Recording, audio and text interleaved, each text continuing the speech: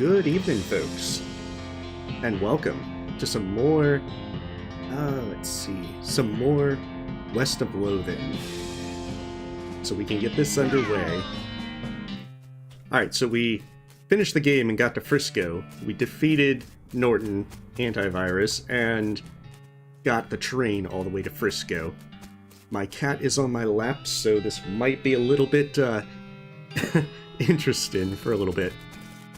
But we're back to stupid walking, and we're back to go through the West and finish cow-punching everything along the way. And welcome, folks.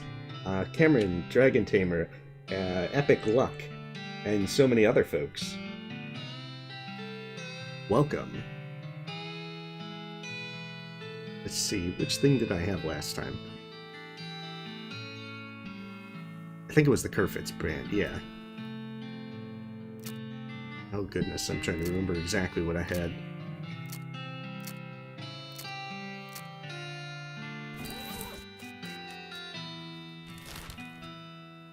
Hey! Oh, chat's not showing on the screen? Oh goodness. Wait, I'm seeing it on the screen. Is it not? Okay, I think I can see it on my screen.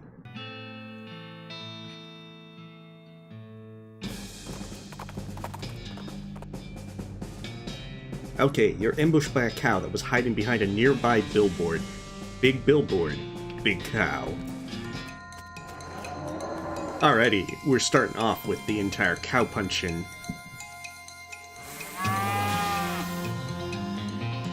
So the hope is to finish this game tonight, and then next Saturday I'll be playing Clean Light, so we can see just how much of a Hollow Knight clone that it is. Oh, Infernal Leather. Oh, no problem, Dylan. Your school takes precedence to any kind of stream and such, so never feel like there's any problem with missing anything. Alright, so the abandoned mine.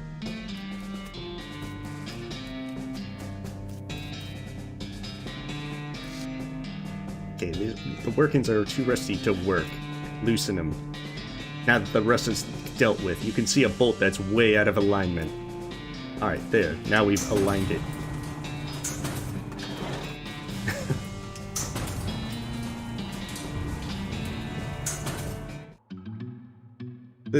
Yeah, but I need to be able to have all the good stuff equipped so I can beat up everything quickly.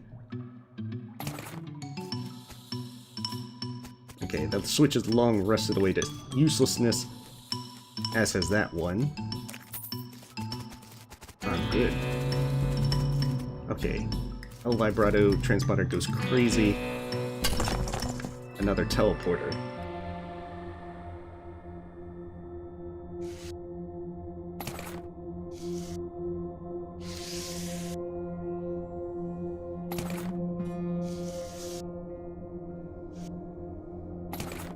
Okay, we've got a cylinder. I think that's new. And now it's just explore back here some more. We've got all these tunnels. Could possibly be it down here. Oh, okay. Yeah, I think I had heard of the hard mode. I just hadn't actually... I'm definitely not doing hard mode on my first try. Especially with the RPG kind of thing. Okay, dear Jeff, got called up north to deepest delve. See you soon, praise be Roberto.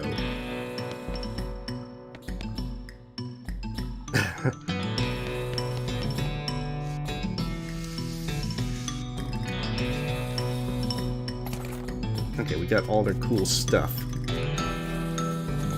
Unless this machine, it's a drilling machine. Alright, so we got everything that we can get, I think, from this place. Unless the first one has something extra.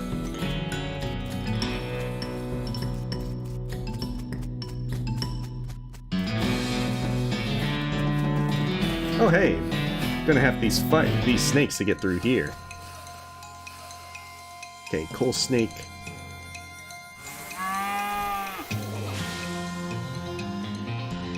Ah, okay. Well, that's unfortunate. Hey, Trevor. Well, thank you. We're finishing up on West of Loathing, which is more of a... let's see. More of RPG with a good bit of humor to it. As you explore the West, when the cows have come home.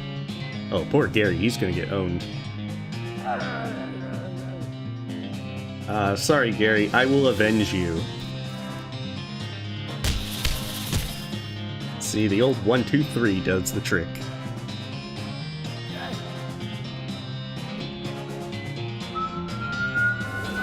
Uh-oh.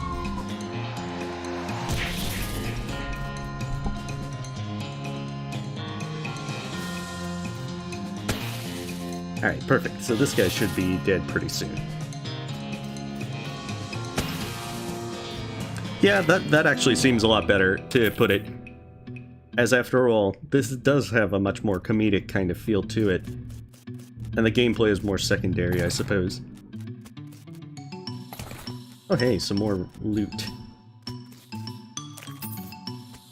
Because after all, my character's been dirt poor for a while. Anything I can do there? No. Just got a stupid walk out of here and continue on.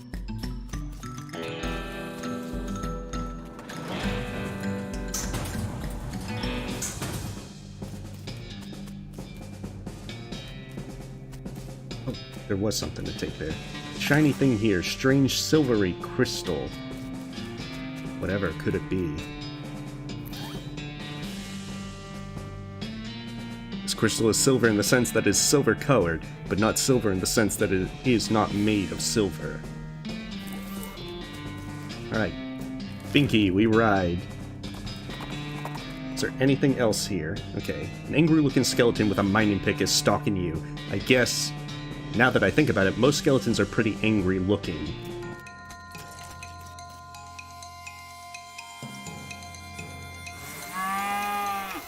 Seems that just beefing up and then doing the 1, 2, 3 is great if I'm fighting any solo thing. But it's groups that tend to mess up my character. Okay, that didn't help me much at all. You find a rough wooden cross stuck in the ground with the word "some jerk" carved in them. I guess it's a grave? Well, let's dig it up. A gold skull. It wasn't enough to get a gold tooth. This person had their entire skull replaced with gold. I wonder if they survived the process. Yay, free grave stuff.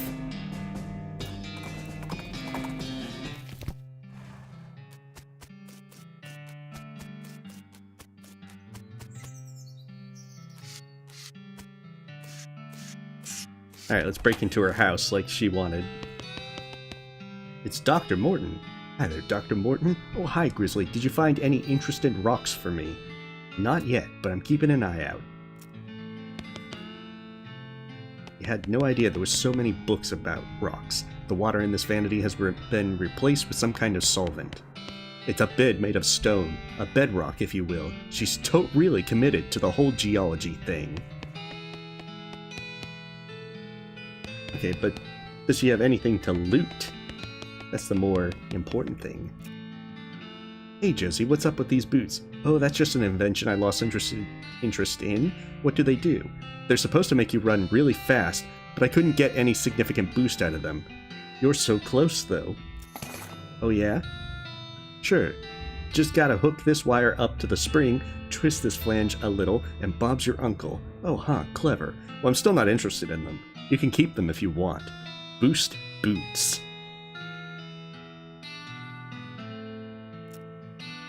How handy when you finish their stuff.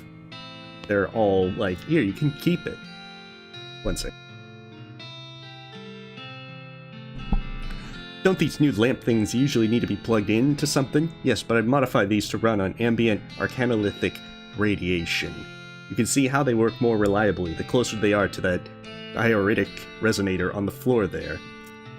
Okay, that's getting a little too technical for me.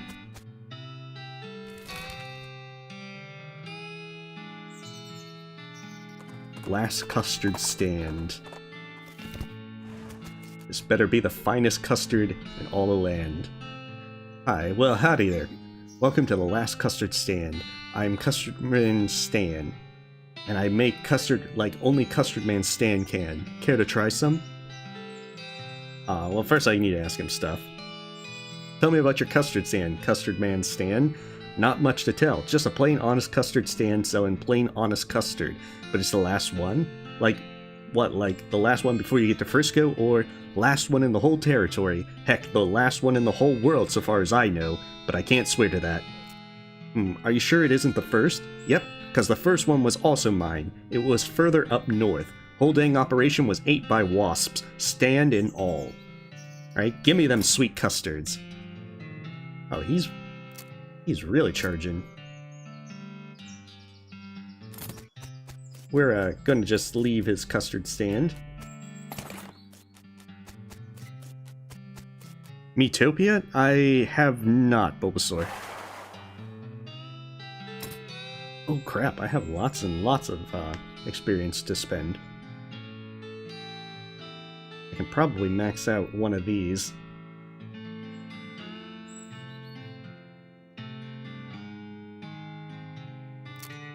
Oh, I can crack any safe. Poopmaster Grim, I would prefer not.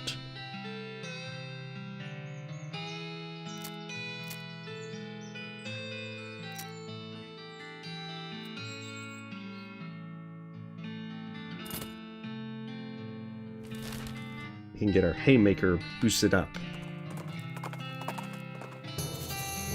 Jeweler's cabin. You see his plume of smoke rising over the trees to the north of you. You nudge Binky in that direction and find a cozy-looking cabin nestled in a copse of pines. The ground outside is sparkly and rainbow-tinted, a telltale side effect of the practice of the jeweler's trade. Now let's check it out, because I don't have any place better to go.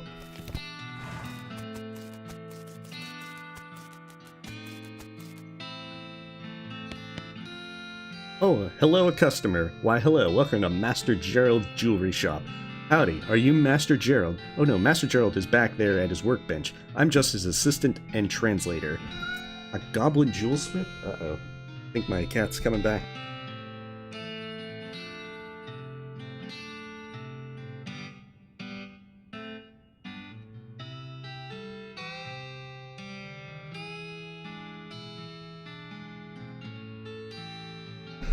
I think she's trying to jump back up in a moment. You bet your britches, Sonny, and not forgetting it. He says that's right, the finest jeweler in the territory. Well, what do you know? I don't see anything on display, though. Master Gerald only does bespoke work. If you bring in a sufficiently valuable gemstone, he'll craft it into a fine ring for you for a fee. No trash rocks. Here's what I've got. Oh, my strange silvery crystal.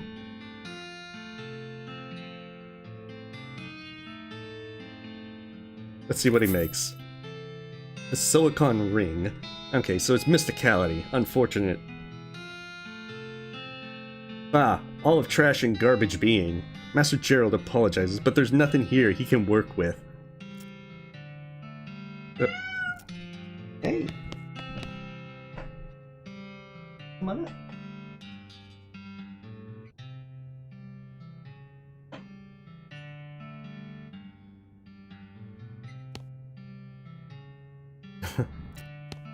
Okay, so I can't break into his stuff.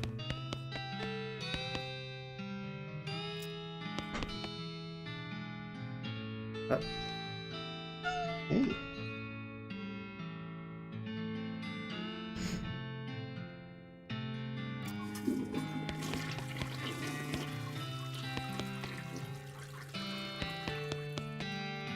Oh, okay. This appears to be their dining table, but they've left out a stack of magazines for customers to look at while they're waiting.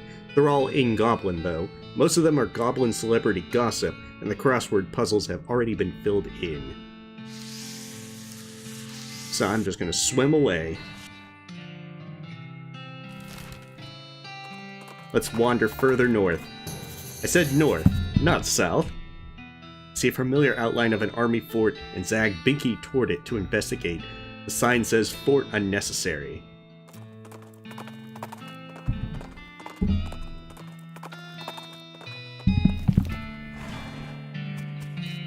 Alright, let's do this. Another fort. A harried-looking young woman in a military outfit darts in front of the door as you enter. Oh no, I can't be having any more misfits in this jerk ward. You can either swear to me that you're halfway competent, heck, even a quarter, and that you'll help sort out this crew of no-hopers, or you can turn right back around and march double time. Alright, let's help. Alright, I'm gonna hold you to that promise. Come on in. I'm Captain Harriet Davenport. My name's Grizzly Holiday. What's the problem, Cap? Problems. Welcome to Camp Fubar, where all the Army's idiots and rejects are sent so they're out of the way. I have had it up to my eyeballs trying to run this place. Please help these morons figure out their malfunctions so they can muster out of here and leave me in peace. Can you give me some details? You'll need to talk to them individually for more information. But the brief is, we got a scout who's blind as a bat, a cook who can't figure out how to make corned beef hash on toast, a guy who can't load and fire a cannon without blowing up or maybe shooting backwards, a guy who, somehow, and I can't for the life of me figure it out, is too bow-legged to ride a horse, and a kid who was sent here because he can't figure out how to tie a bow tie. Oh, and just to put the icing on the cake, we have infinite goblins living in our storage shed.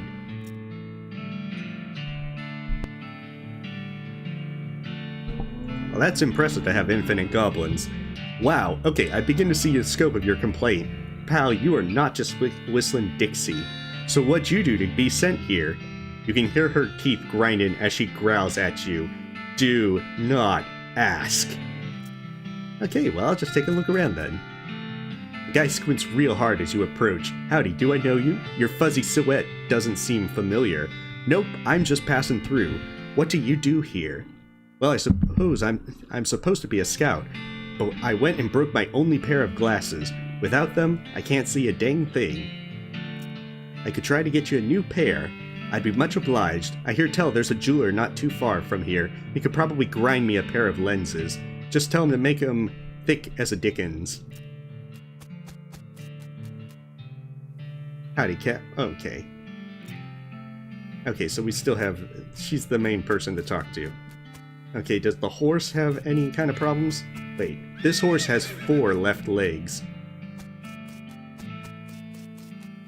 Oh, yeah, he's definitely... He's got some problems there. A sign on the front says, important gun storage, no goblins. You open the door a crack and take a peek. Naturally, the shed is crammed full of goblins, to the ceiling. They're barely recognizable as individual goblins. Wow, jeez. Oh, what? Let Gary see in. Gary takes a peek and reels back in shock, slamming the door.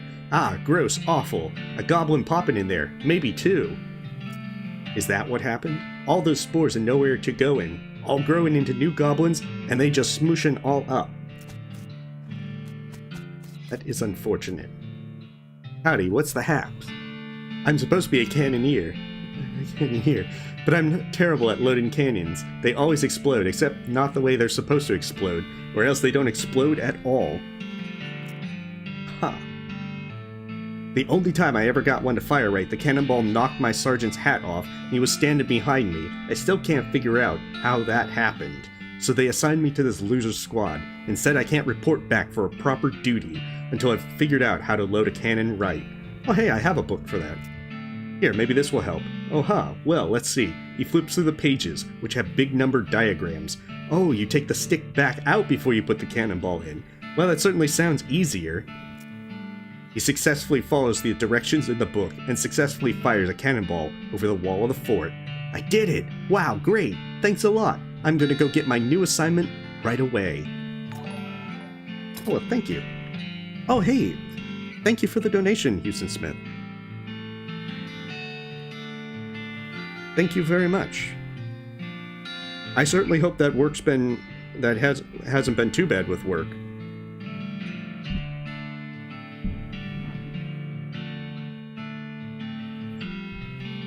So, we will max out Haymaker. So, disable an enemy for 3 rounds with a damage of 50. Hopefully now we can chain stun anything single guy.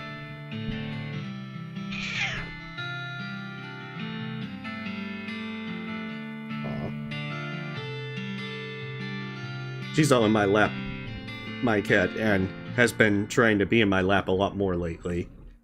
which is very unusual for her. She normally hates being in my lap.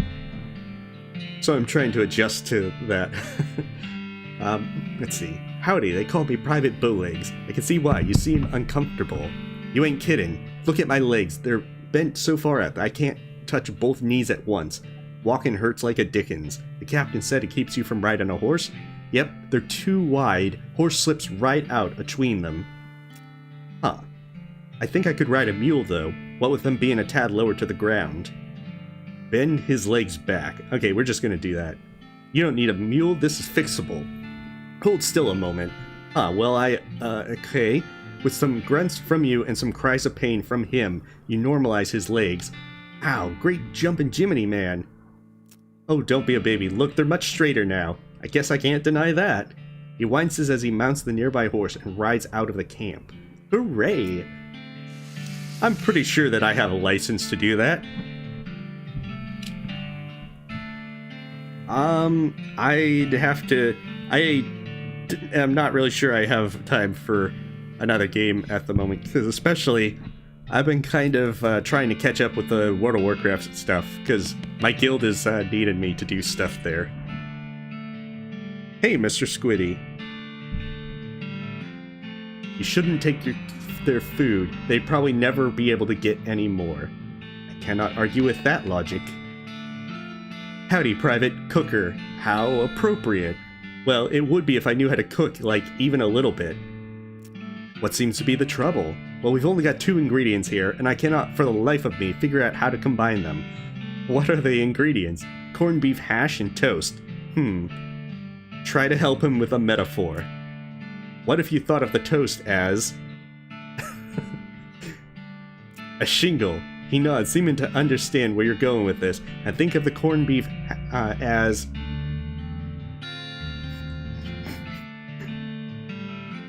a hole in the ground. So I should put the corned beef hash under... Oh, no, next to... No, I'm sorry, I don't get it. Can we try again? Okay, a roadmap.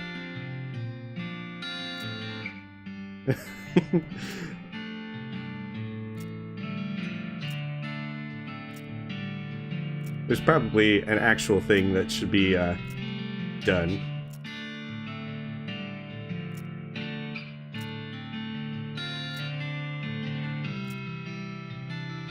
Okay, we'll come back to that one.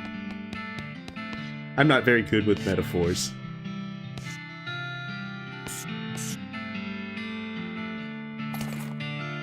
General what's-his-name. But you do find an old medal discarded in one of the drawers. Oh, that's actually really good. A medal of adequacy. Yeah, that's like much better than my revolting brooch. Good day, Bugaboo. This is West of Loathing, a more comedic RPG. Howdy. Hi, what's wrong? Gee willikers, I had a pretty good job as the General's personal assistant, but I got fired and reassigned here. What happened? Everything was great at first. I'm pretty good at scheduling, and I can write shorthand, and I'm an A+ boot polisher, but then the General went and decided he'd look more serious and sophisticated with a bow tie. He expected me to do the tie-in for him. No good? Nope. I can do a sheep shank and a bowline and a clover hitch, but for the life of me I can't get a bow tie to look right. The General sent me out here with one to practice on and said not to come back till I got it. I don't have enough moxie to help him out. At least not at the moment. Wait, how much moxie did I need? Oh, 45. That's way too much moxie for me. Okay, so jeweler one was the one that I got the glasses from.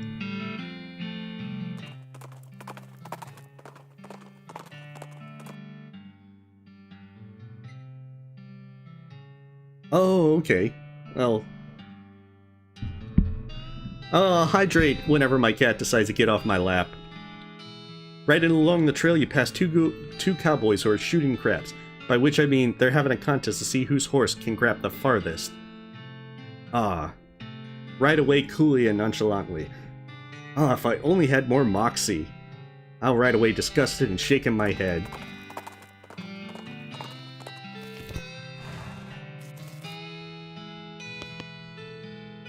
Welcome back. Have you brought any gemstones?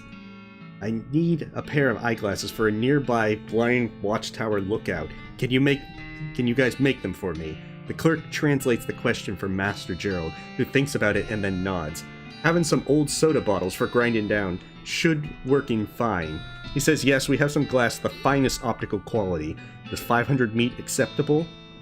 Let's do it. The clerk invites you to have a seat in their living area while Master Gerald gets to work cutting and grinding some glass into lenses and setting them into wire frames. You flip through a goblin magazine while you wait.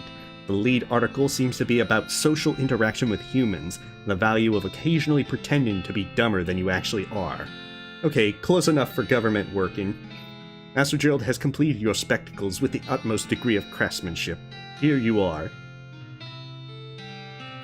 I have got the thickest lenses. Now I can see all the things.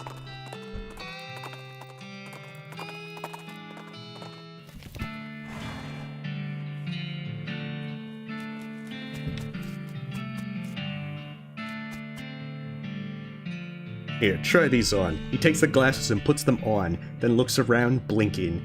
Well, I'll be. Never realized what a dump this place is. He climbs up the top of the watchtower and peers out over the countryside. They work. I can see a dang thing. Hooray! And I can see that I've got a lot more stuff to level up.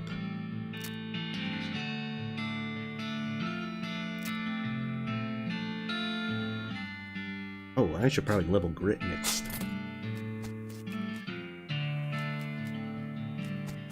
Alright, you give me experience. Thanks for your help, you're doing good work, just 2 left. Still can't tie a bow tie.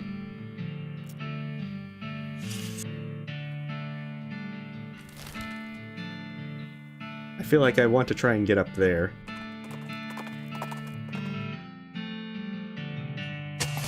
Oh, cool. It's just enough for more free grave stuff. Come on, surely something will put me up to the north. Okay. Just more stuff. Alright, maybe someone... Alright, let's try... Gary, is there anything up there? Low saddle looking for it. Kind of in disrepair yet. Yeah. The soldiers here must not be very good at their job. Instructing soldiers to cheering up a fort. Oh, okay.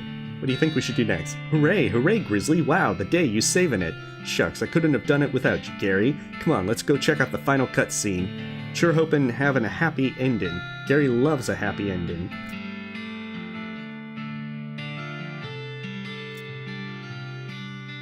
Okay.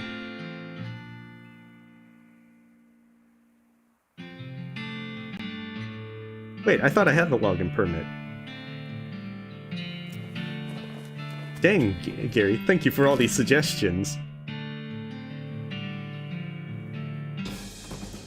Which reminds me that I still need to go get that login permit. Okay, you spot a horse skeleton lying a few yards off to the side of the trail. Oh, I've had this one before. The saddlebags are still intact, so let's loot them.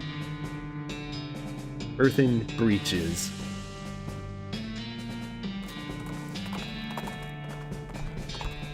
I'm probably going to be a little distracted with all this, Bulbasaur. Especially with the reading. Oh, I had to wait 2 days? Okay. Then I suppose I'll have to go back to get all that taken care of. So if I remember right, there's a few things in the area.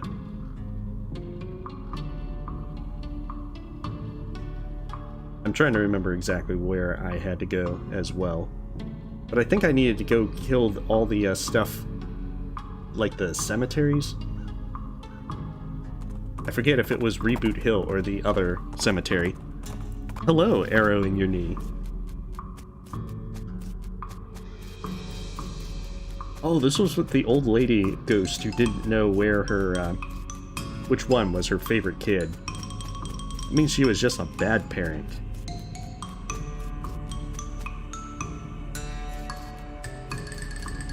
I think she's still too upset. Yeah. That's right, I did take care of everything over here.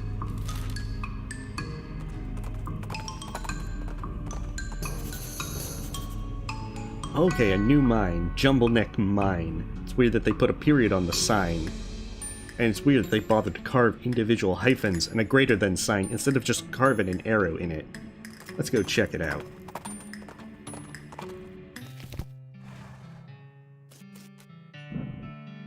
Rocks. Probably some mine leavings that got piled up here. Ah, nothing of interest. Well, that's unfortunate. Everything, except for the dust all over everything and the fact that the guy at the desk is a ghost, this looks like a regular mine foreman's office. This ghost is busily shuffling the ghosts of papers on his desk. Excuse me, kid, I'm busy here. I got a mine to run. Take a hike, okay? This mine is still running? I haven't seen anyone around. We're miners, kid. If you saw anyone up here, I'd have to fire them for not doing their jobs. Do you know that you're a ghost? Do you know that you're a pain in the ass? No, I'm serious. You see me laughing? Oh, poor guy. Let's see. The safe is dirty but solid looking. Get away from that. The ghostly figure behind the desk growls. Let's take a closer look. You stoop down to take a closer look. It's pretty standard heavy-duty safe with a dial-type combination lock. Hey, something wrong with your ears? I told you to get away from there. Let's do it. Why, you little... Come here!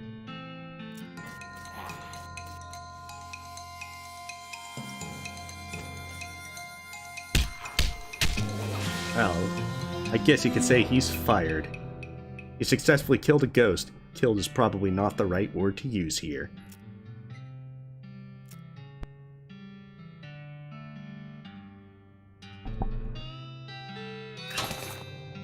Okay, I got a weird knife. And a sack of meat nuggets. Score. You're free to rummage around this desk. Let's do it. You got an elevator key? Extra grisly jerky. Yoink.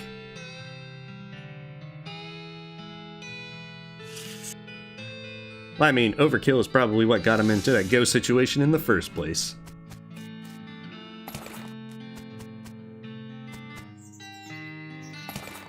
Silvertooth skull. Human skull hidden in this rock pile, that's a little ominous. Let's do it. Oh, okay. Pretty dusty inside, doesn't appear to have been maintained for quite a while. It does still seem functional, but the control lever is chained and padlocked. Also notice that the shaft is totally silent. You'd expect to hear the rumbling of minecarts and the clanking of pickaxes echoing up from below, but there's nothing. Let's do it. You unlock the lever with the foreman key and give it a yank. The elevator shudders as it begins to descend, accompanied by the sound of clanking chains and grinding pulleys. Very quickly, it becomes too dark to see and you pull out your lantern. Very slowly, the elevator reaches its destination. You pull the door open and peer into the gloom.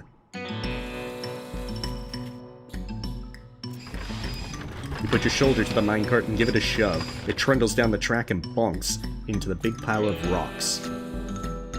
Oh, okay. Controls the junction in the minecart track and makes a satisfying kerchunk noise. I think there is a cave-in.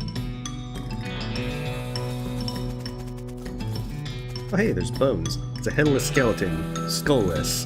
Skullless. And someone's lunch.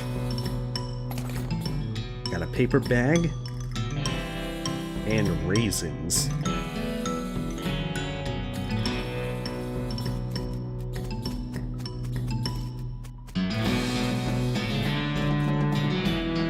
This is a crate of old dynamite. Dynamite gets very dangerous when it ages, but I know better than to try and stop you from taking a stick if you've decided you want one. I have decided that.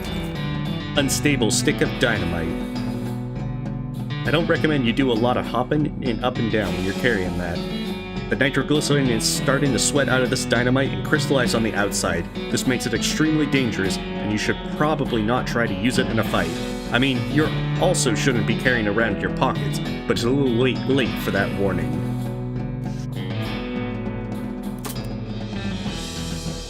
Okay, rats.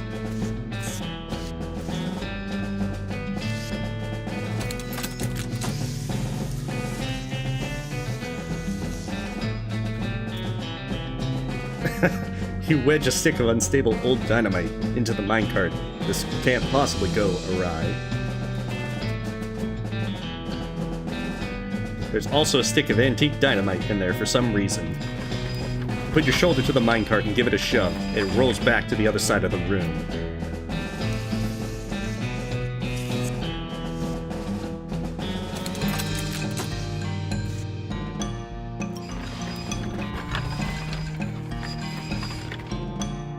Oh, okay. So that one. Put it back in this room.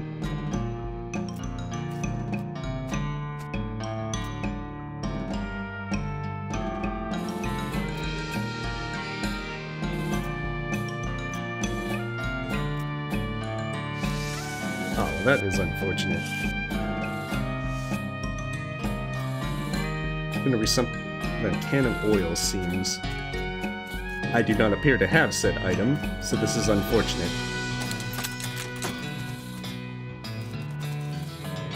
Oh hey, another pickaxe. An old pickaxe, mind you.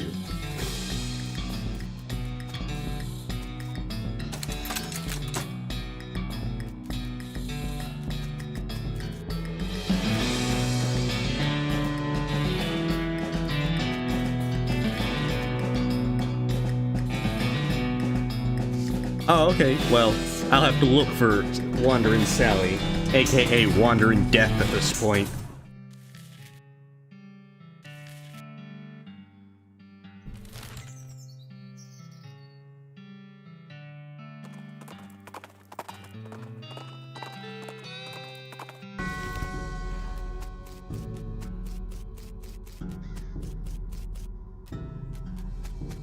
I don't think there was anything in the shanty.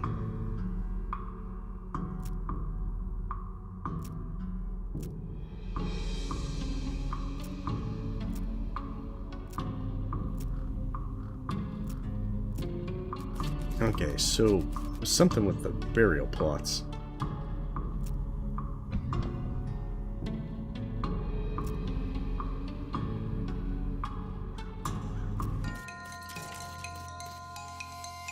Okay, so this isn't a strong one.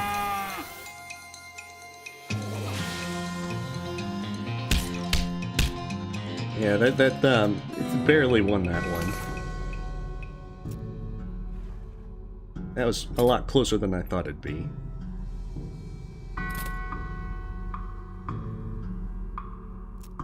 So, if I go back to the same plot, I've already visited that plot and done everything there is to do there.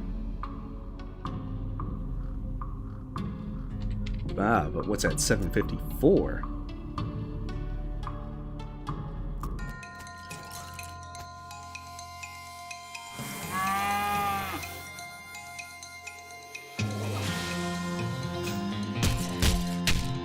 Oh yeah, he's not doing anything.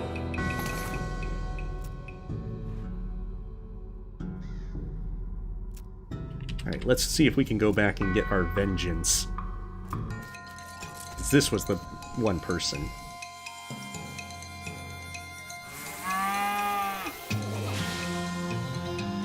Oh goodness, doing a total of 3 damage. Yeah, we're I don't think we're gonna get our vengeance. Unless we have a means of doing this repeatedly.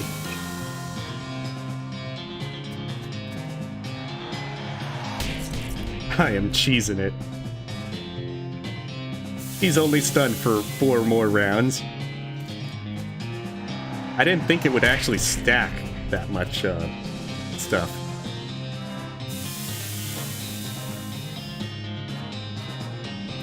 Alright, can I do 22 damage before he comes out as stun?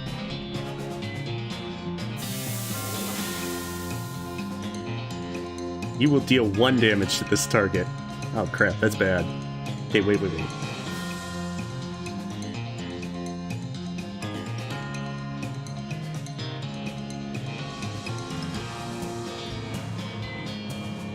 Dynamite, save me! Alright, he has 2 health. I got this. Gary, save the day. It's all carried by Gary.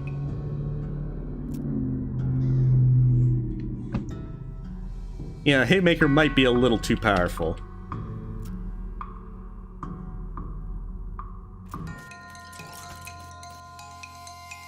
Oh, this guy's gonna be pretty strong.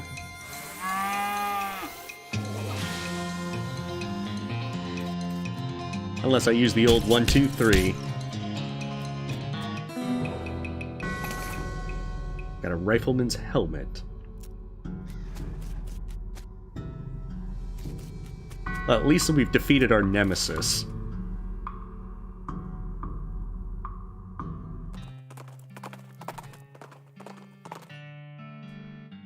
Okay, you spot a guy riding down the road on a brown horse, wearing a brown fur hat, and carrying a brown shopping bag with a brown loaf of stolen bread sticking out at the top. You can tell it's stolen because the bag has a little picture of a loaf of bread on it. He rides up and brandishes a great big loaf of bread at you. Hand over all your bread or I'll bludgeon you to death. Geez, you sure like bread, huh? Yeah, it's kind of my thing. Oh, cool. He even has a bread weapon.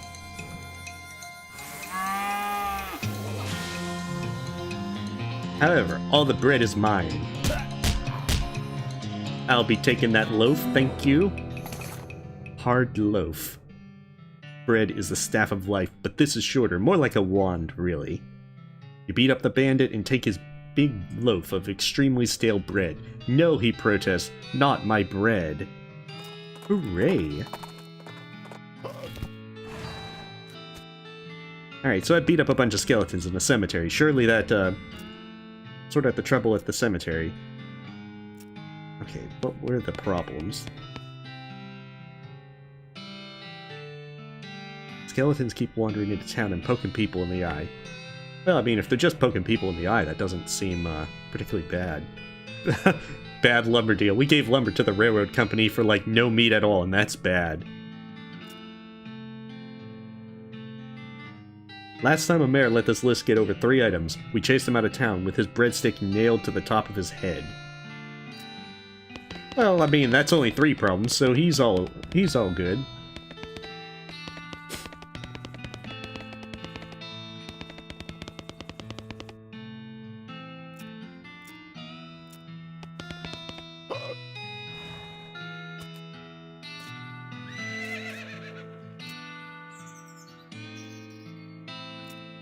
Okay, wait.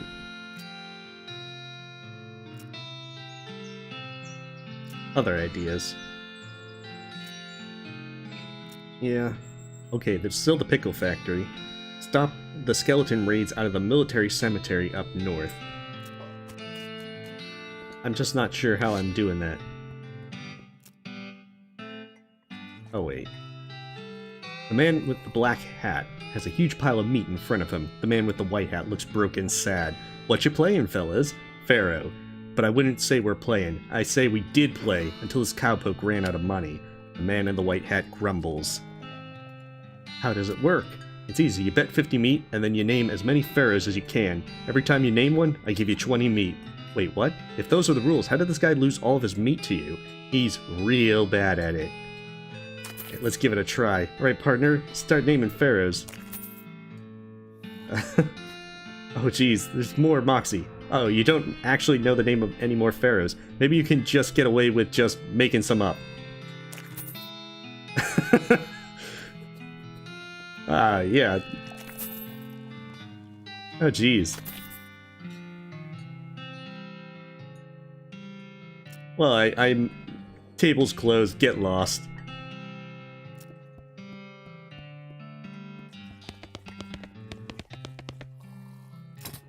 If only I had more Moxie. Okay, let's see. Sack of meat nuggets. Let's sell that. Got 2 gold skulls. Let's sell that. Let's make Gary more powerful. Of course, I really need to get this one so I can get the dickering skill. Alright. There's gotta be some other stuff that I can sell that's useful. I have that already, so let's just sell that off.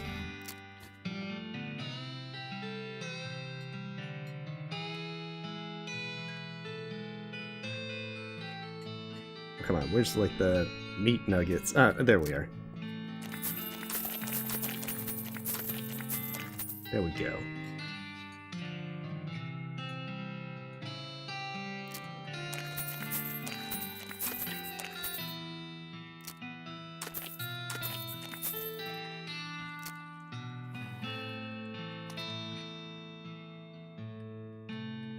Okay, so we have a little bit more money now.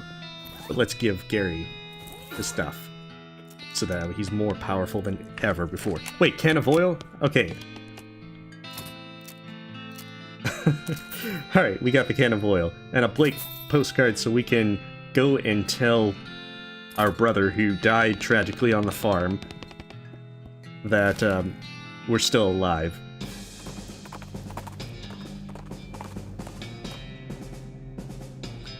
Okay, angry looking skeleton, miner, guy.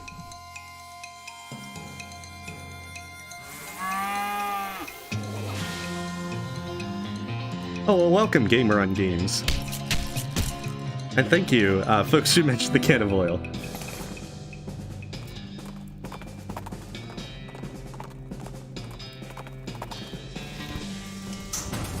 Alright, let's see if we can get this. Wait, it was Jumble Neck, not this one. I realize that now, as I ride the elevator down.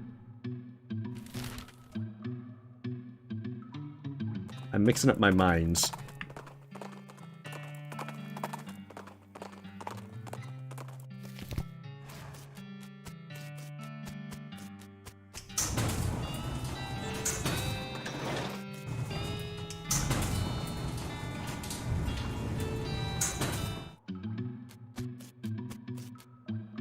Right, hopefully this lets me fix this. It's gonna require something heavier duty than a can of oil seems like. Oh, that's unfortunate.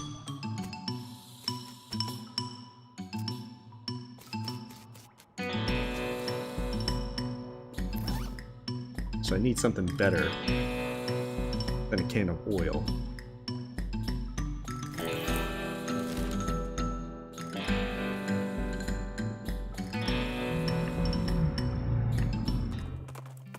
Yeah, that you might say that, quest.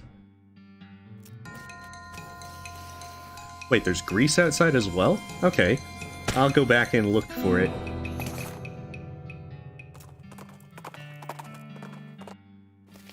Alright, well, you have a good night, Epic Luck. And best of luck.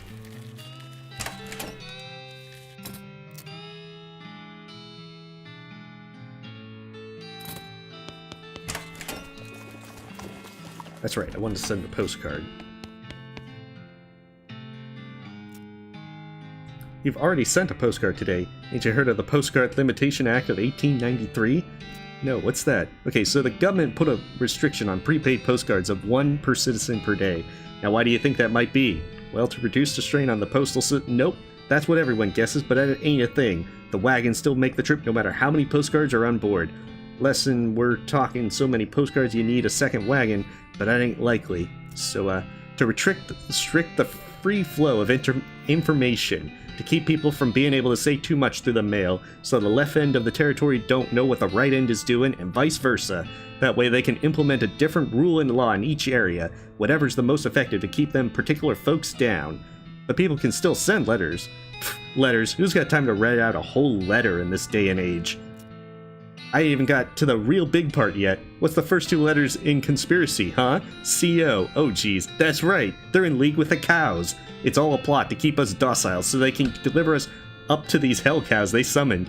You think the government deliberately summoned the cows? There's proof. The plan was referred to in a rider attached to a Senate Farm Aid bill that was passed 11 years ago. And when did the cows come home? That's right, 11 years. There's no way a Senate bill says, let's summon cows from hell on it. No, not in such obvious words. Are you cracked? It's all in code and dog whistles like, go look it up for yourself. Okay, even if I wanted to do that, the capital city isn't even in this territory. It's hundreds of miles away. Uh-huh. And you think that's a coincidence? A CO incidence? The truth is out there.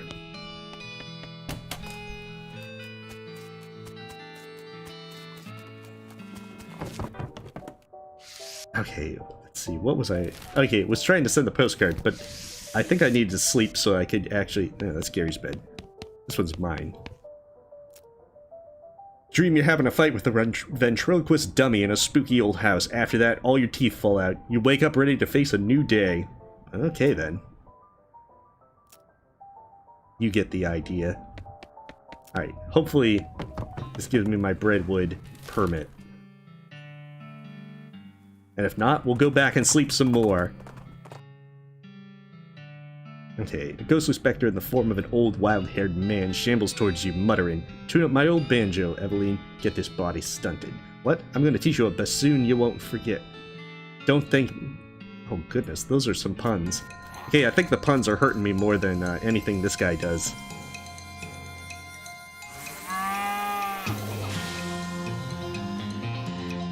A day moves at the speed of plot, Mr. Squiddy. So a day might only be 4 seconds, it might be 30 hours. Whatever makes it all work, narratively speaking.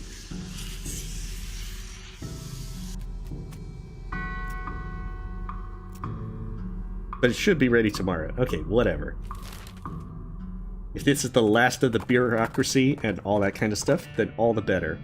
Oh, it's Wandering Death. Alright, you bet.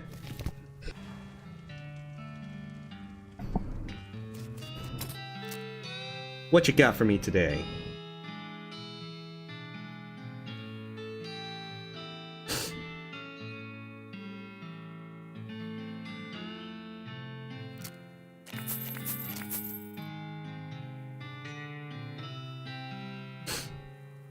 Wonder what else I can sell. Okay, ectoplasm just is a food type item.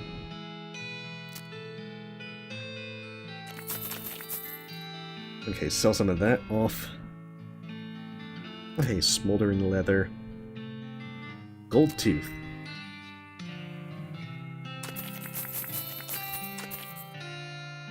Now she has all these gold teeth that she can keep.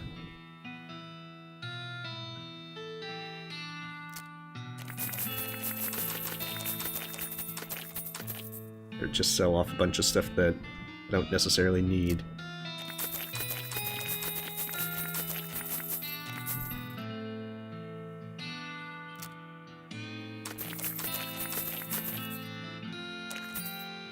I think there was that one lady who wanted stuff with skeleton power.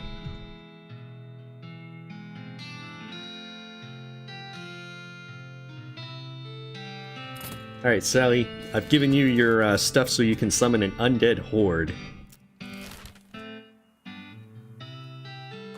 Wait, that wasn't dirt water.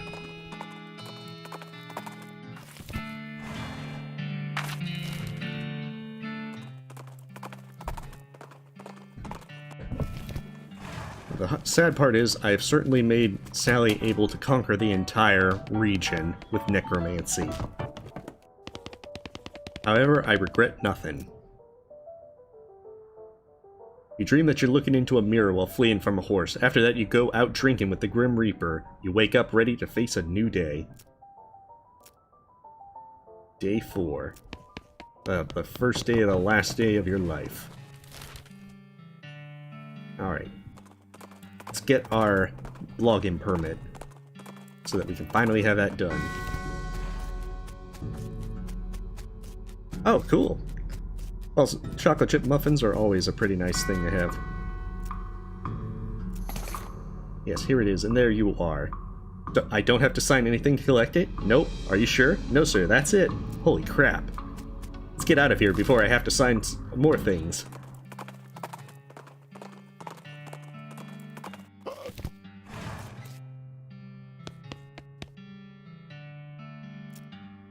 Yes, finally. Well, that is definitely going to improve the situation around here. Thank you. I just hope to never see another form again. Did you sort out that trouble in the cemetery? I'm still not sure what the actual thing I need to do to solve that trouble at the cemetery.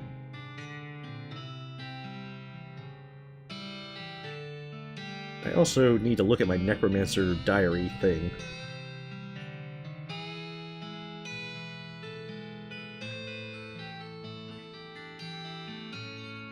Okay, Necromancer's journal.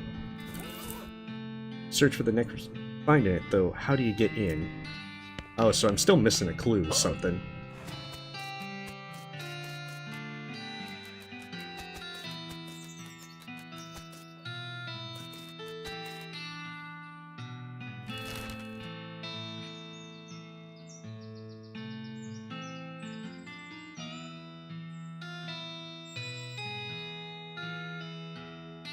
Alright, so where do I need to go?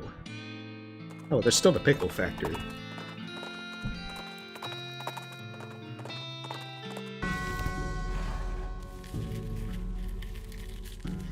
Oh, hey, some... As spooky as this factory is, the woods beyond it are even spookier. You should probably take your chances here. That's right, I still have to go back and get the grease. You feel a sudden electrical jolt as your hand touches the doorknob. Ouch. Oh no, you're late for your shift. Mrs. Vlass is gonna be so mad, she might literally bite your head off. Well, okay, not literally, probably. Quick, get suited up. You clock in and hurriedly put on your bright green coveralls. Mrs. Vlass, as predicted, is furious. Late again? You better stop taking this job for granted. You think you're gonna find a place with a nice dormitory and a reasonably priced company store like ours somewhere else? With your skills? Ha! You're doing 3 shifts today, Buster. Get to work. You're on a pickle hopper duty. Start your shift. Pickle hopper duty runs you ragged, like always. Keeping the hoppers filled to keep a constant flow down the chutes means you're constantly at a near sprint, because you have to manage the chook shunts to keep the levels equal. If you get uneven pickle levels, Mrs. Vlass knows. Nobody knows how she knows, but she knows. A whack from her cane is the minimum you'll get. Damn it. At the end of your first 6-hour shift, you get a brief break. You cram a stale cheese sandwich into your mouth while Mrs. Vlass glares at her pocket watch, counting down 3 minutes to the second. Break's over. Second shift, you get over to the salt tank now. Oh god. Managing the salt tank isn't as strenuous as the pickle hoppers, but there's still a never-ending tension. The brine concentration has to be constantly monitored and kept at a very specific measurement, which means constant adjustments. Meanwhile, you can feel yourself desiccating from the haze of salt dust that fills the room. If anything in this place kills you, it's probably going to be salt tank duty. White lung is nasty business. Cough.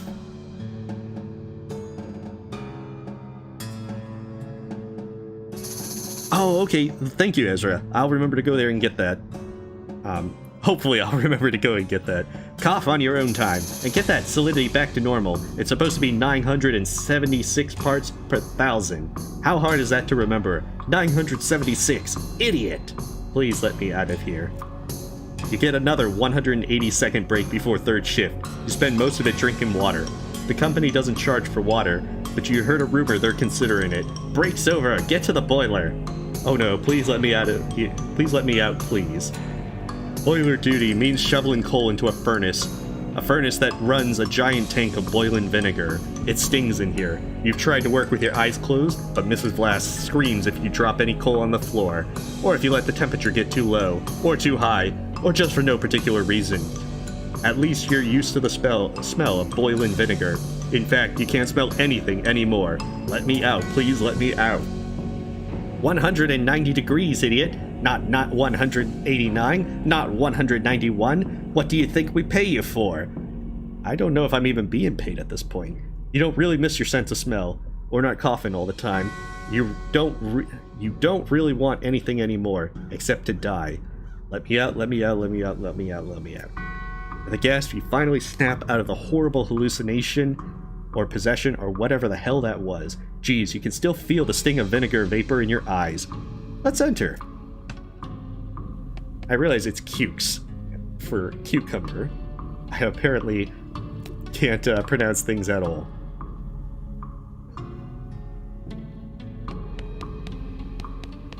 Look, even kind of hallucinations are not reasons to be deterred.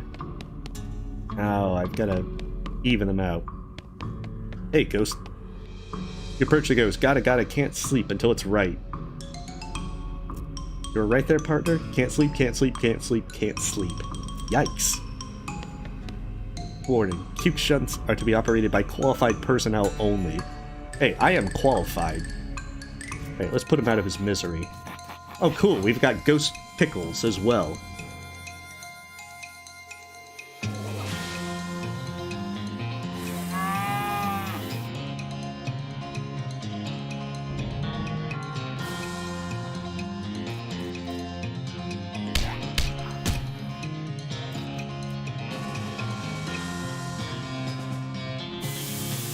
Ghost cucumbers. These are the most dangerous ghost pickles in the entire West. The only thing that you can do to stop ghost pickles is to stomp. You gotta stomp them into the ground. Yeah, I think Gary got buffed a little bit.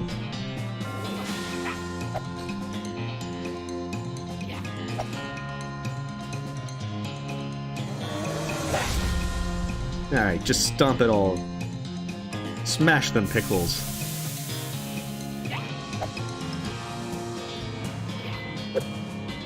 Well, these are evil pickles. They've gone bad in more way than one. Alright, next time they're going to be so smashed.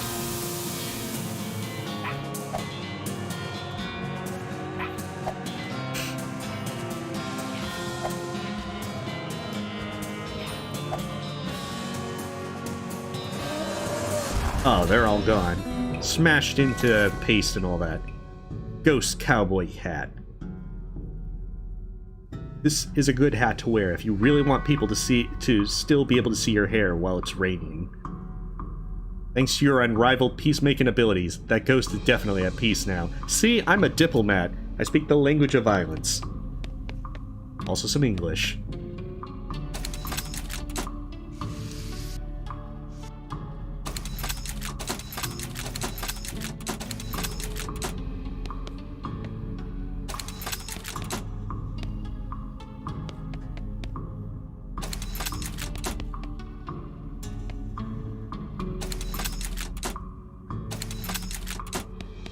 This isn't good at all.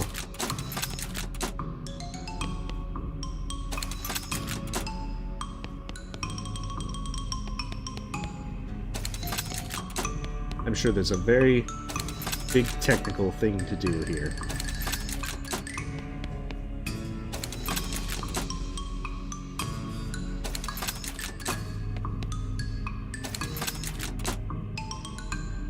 See, that's kind of even. See, that's the kind of evenness that you'll get a promotion for. See, super even. Indicator pointing to 9, 13, and 11. See, that's perfectly normal. Okay, so that's 10, 11, and 12.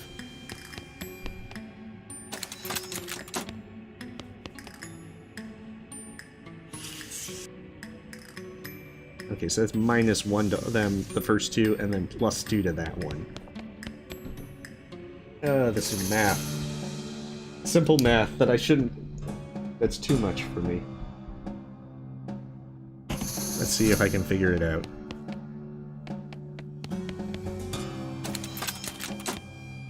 Because that did like 3...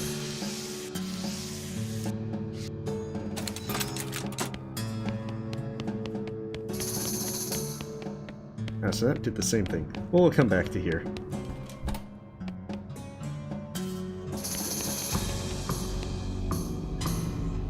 You approach the ghost. Salt, salt, salt. Gotta salt the salt, salt.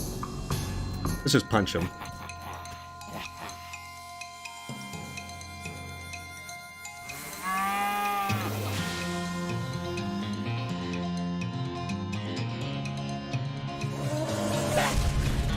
Yeah, we'll just do all this stuff.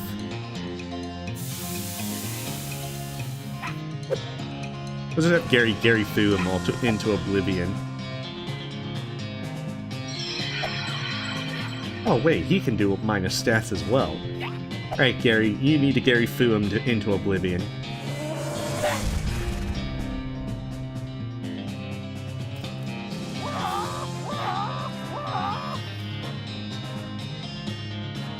shifts over.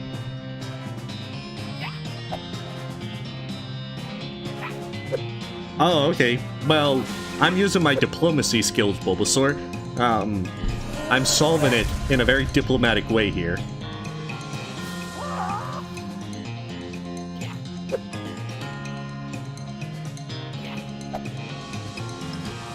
I mean, you can definitely tell that these guys are being very convinced by my points. You put that unfortunate bandit to rest. Maybe now he'll have less of a salty attitude. Oh, jeez.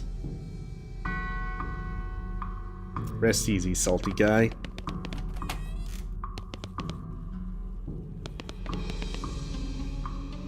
It's not right, it's not right. However, what is right is the language of violence.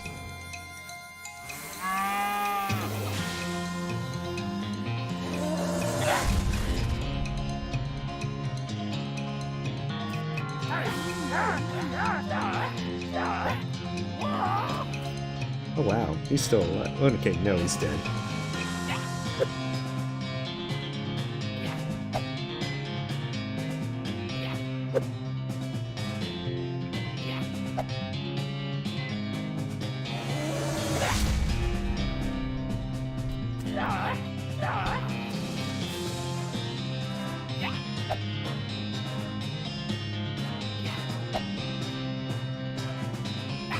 Hopefully there's the decent reward from town.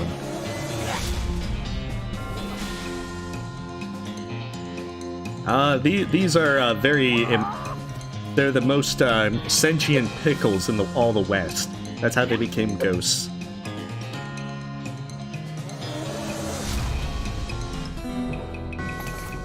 You set that ghostly fellow to rights, all right. Vinegar-soaked bones. Cursed pants. The curse is that everyone can see your underwear. Weird, he didn't even have legs. Rest in peace, poor guy.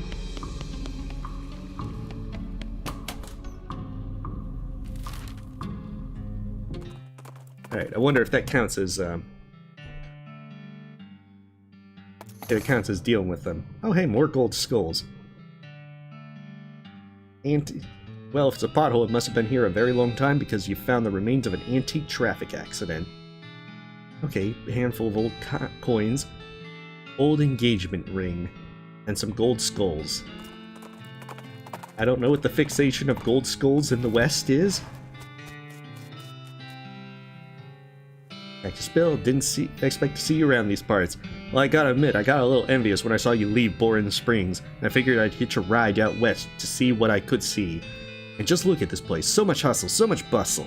There sure is a lot of both these days. Hey, nice pot. Thank you kindly. So what's new? Well, to be honest, what's new is a profound sense of longing and loneliness. I'm sorry to hear that, Bill. Well, it is what it is. I was hoping I'd run across a similarly lonely cactus lady somewhere out here. Or, failing that, a normal human lady looking to marry a cactus. No luck? Not yet. Of course, getting around is a bit of a challenge, but us cactuses live a long time. I'm sure I'll meet somebody. Someday. I'll be keeping an eye out. Heck, I sure would appreciate it. I'll get the grease in just a moment. Give her the pickle factory remains. What in the world? It's the Jerkin brothers, and please, I don't want to talk about it. It was really weird. I believe you. Here's the reward. Okay, good to see you. You know, you've really cleaned up the area. I'm plumb out of bounties for you. Does that mean I get to be sheriff? No. But I guess you could be a marshal if you want? Oh, what a coincidence. That's my middle name. Well, thanks again for all your help, Marshal. Wait, is my middle name changed? Grizzly Marshal Holiday. Dang it!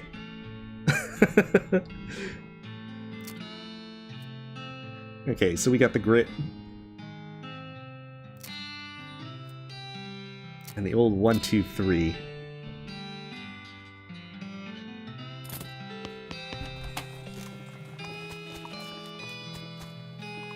Oh hey, I can buy the Dickerin book as well. Okay, Jumbo Neck mine first so I can get this grease.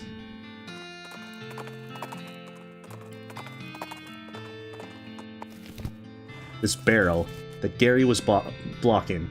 Full of old grease. Ugh. You fill your wax bag, paper bag, sandwich bag with old grease. Hopefully this will come in handy very soon, so you can stop carrying it around. Let's do this. Then we can buy the Dickerin book.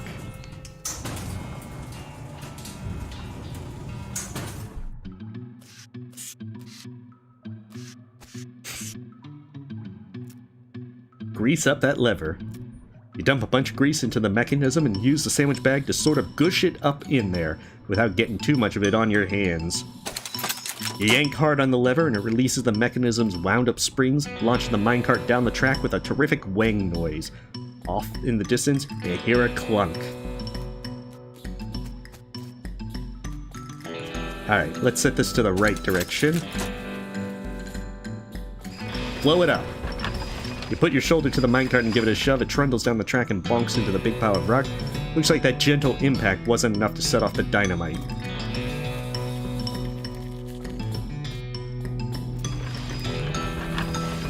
I see.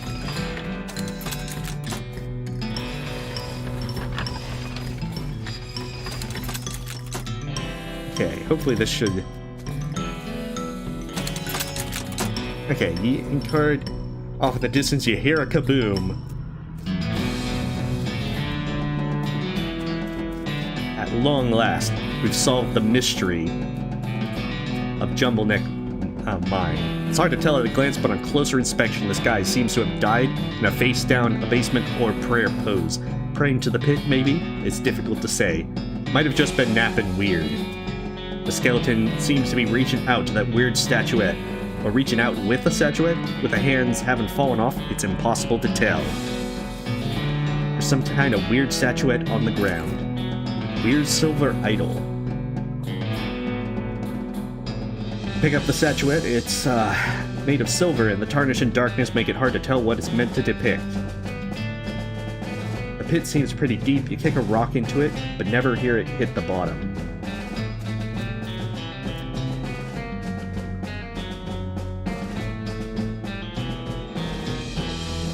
I'm gonna keep it.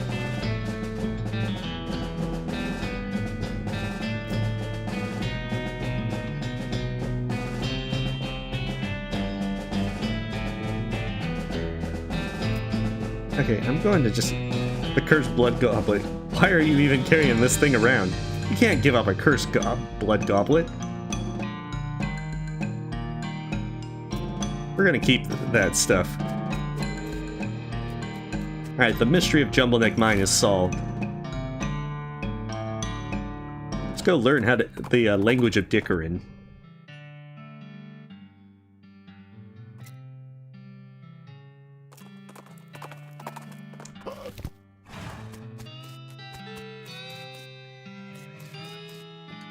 Wait, I could go past the pit? I thought I tried to, but I didn't actually... Alright, well, first things first. Let's get the language of Dickerin. Now we can speak 4 languages. You read the book from cover to cover and learn, among other things, that its cover price is way too high. Got a skill, Dickerin. You drive a hard bargain and never let anybody sell you for the long end of a stick. After you're done reading it, you use your newfound skills to pawn it off on a wide-eyed rube for 60 meat. Done and done. Awfully useful. Okay, Dickerin. More of a discount.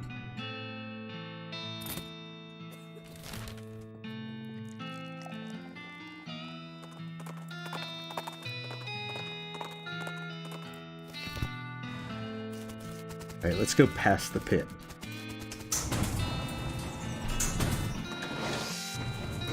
I like how I just swim into the elevator.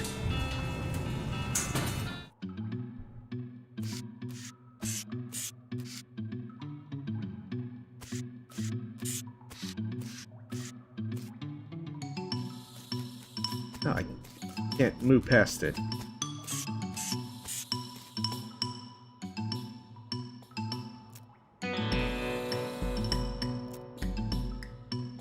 Silver-toothed skull. Let's throw that in. You toss the skull into the pit. As it falls, it yells, "I'm coming home!" So that's a little unsettling. Urgh. Okay, I can't walk past the pit.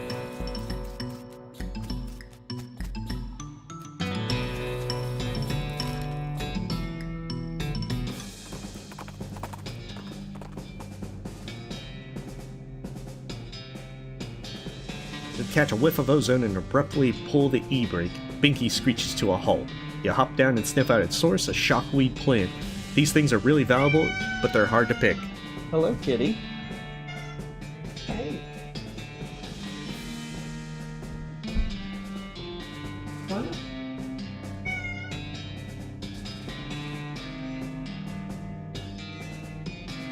I think she's gonna try and jump back up. Bringing the full weight of your esoteric botanical knowledge to bear, you wrap your shirt around your hand and pluck the shockweed flowers.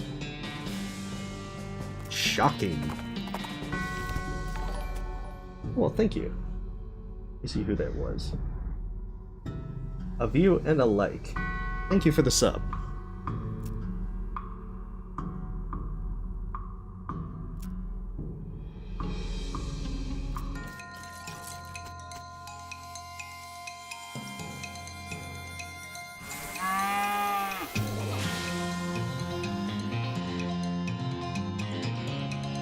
Huh.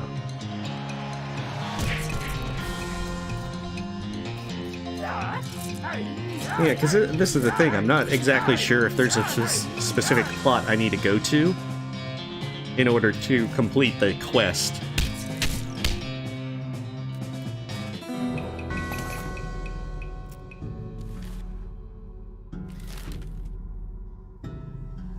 Or if there was something in Breadwood. Maybe I have to wander around there. Okay. One of these things.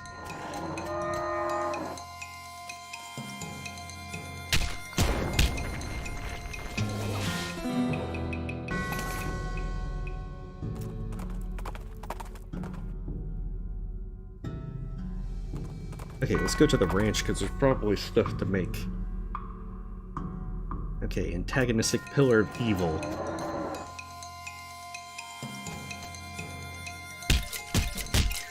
Oh, there we go. Aw.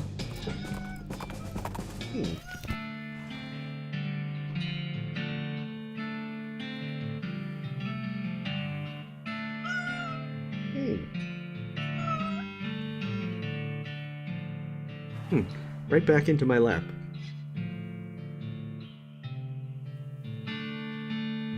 Yeah, she tends to be very, loud. I suppose you could say. But she likes to have attention.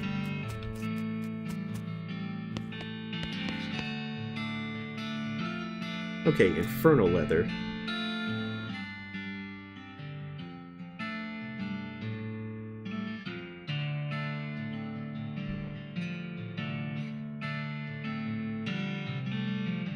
Okay, so now she's just kind of resting in my lap, so that's a good thing.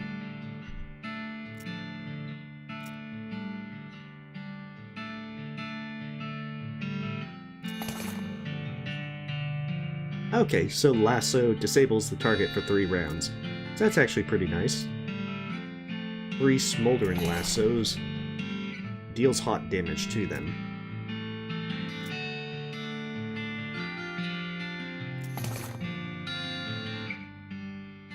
Okay, so that's a pretty good one, as long as I'm not using it on something that would actually... Let's see, cow fangs for that.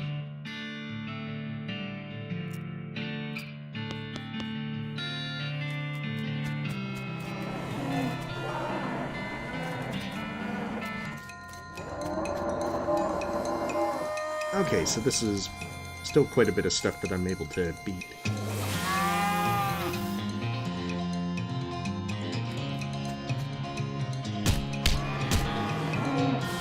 Getting back to basics of cow punching.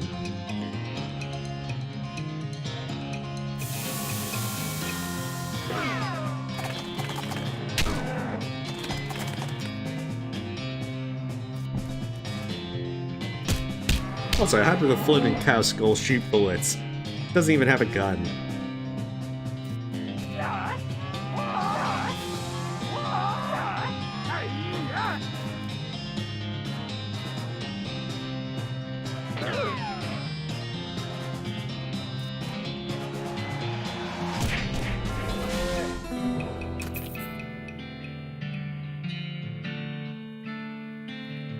Alright, so they're all dead.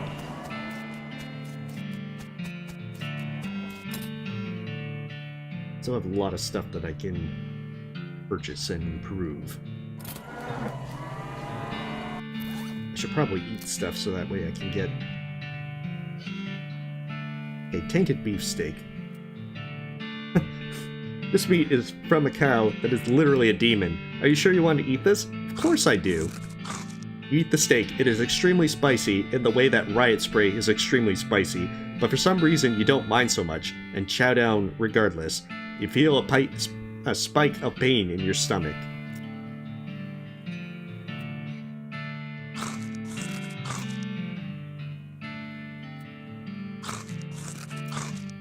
Perfect. Do I have any more Debo and stuff to take? Tainted milk. Let's do it. Okay, it's not safe to drink. Cow's blood. But you shouldn't drink it. You're no cow scientist, but you're pretty sure this would kill you if you drank it. Come to think of it, you're pretty sure there's not even such a thing as a cow scientist.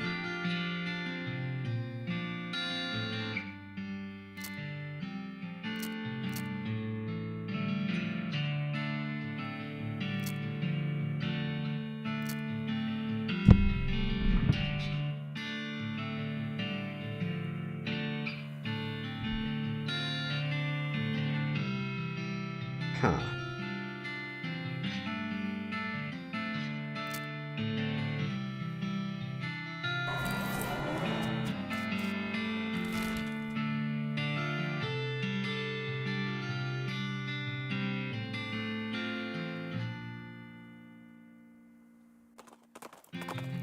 Let's see if something in Frisco can tell me about anything north.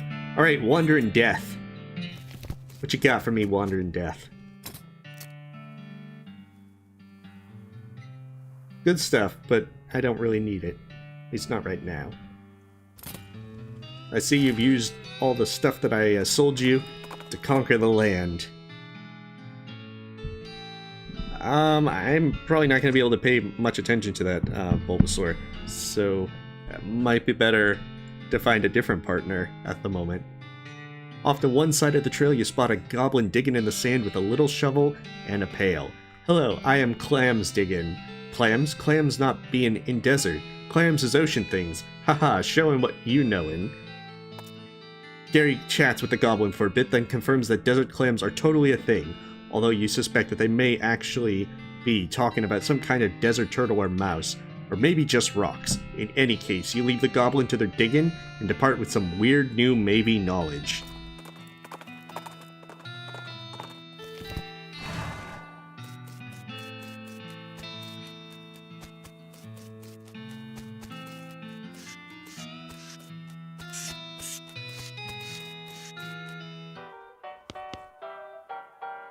I'll be a new face. I'm Cluncy. Make yourself at home. Thanks, I'm Grizzly Holiday.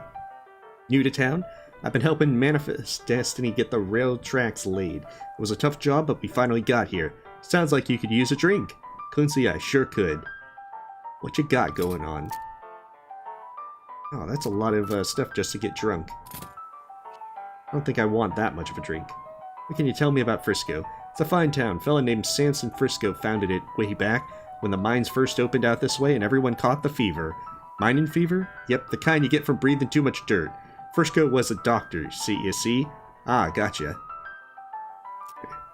Oh, them fellas always blowing off steam. I just let them go ahead and get their aggressions out. So long as they keep over there, away from what furniture I've got left. Okay, wait, do we have some darts? Sorry, no darts. Management. This was all a lie. Dive in. Drunk Gunslinger.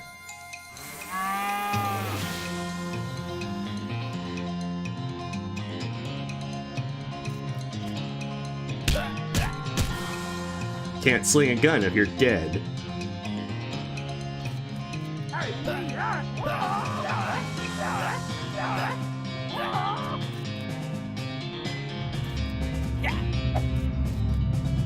See, these guys are too drunk to actually do anything.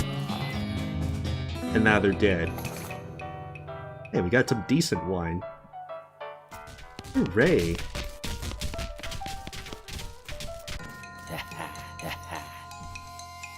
A drunk chef.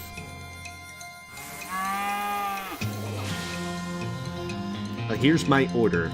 Wait, that's the oath. I wanted the chef. Alright, well, Gary, you get to knock him out.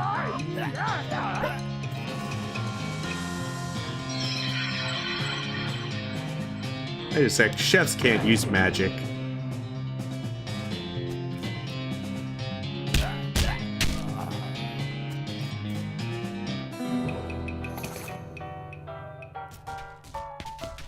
Alright, so there's an infinite number of people fighting. This is good to know.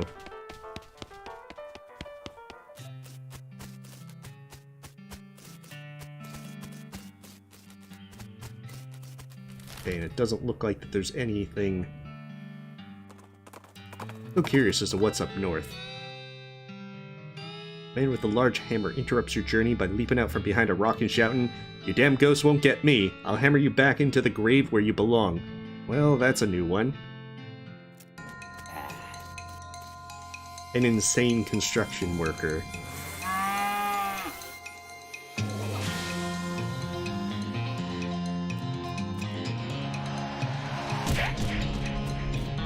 He's not going to be doing much.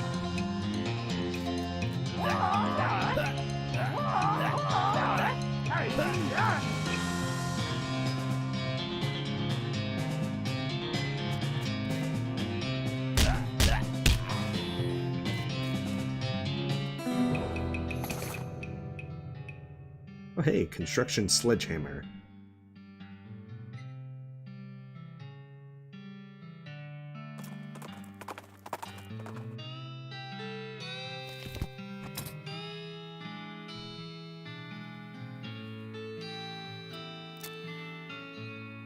Oh hey, the old 1, 2, 3 gets a fourth one apparently at the next level. That's good, a reason to build that one up. Okay, fang gloves. Oh, we're gonna use the sledgehammer. Beat the crap out of everything. Ah, okay, so to a small cave. There's one of those big monoliths that's dark, inactive, not turned on. I need a battery. I think I could make more at the professor's place. Where is it? Right there.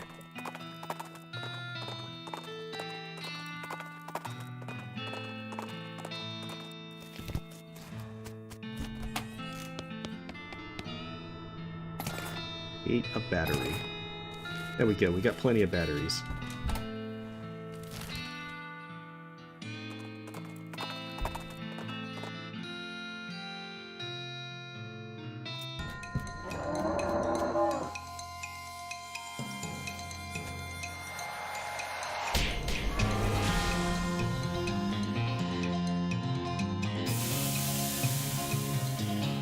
Yep, it's a cow. Time to cow punch it. Even though we're more hitting it with the sledgehammer, you made hamburger out of that cow. No, I mean like figuratively. Maybe I should have chosen a different idiom. I can see now how that might have been confusing. We got infernal leather.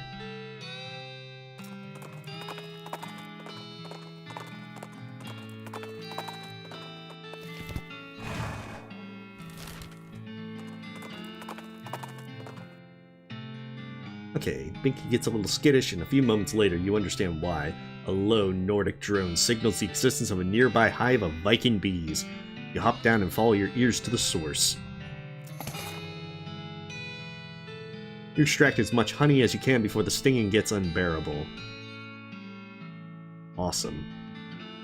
It's the bee's knees.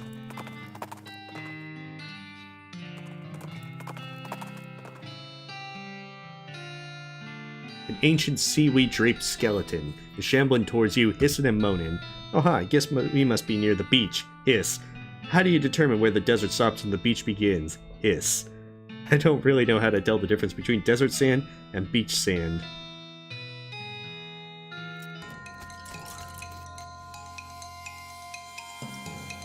Perfect. You can just take this guy out.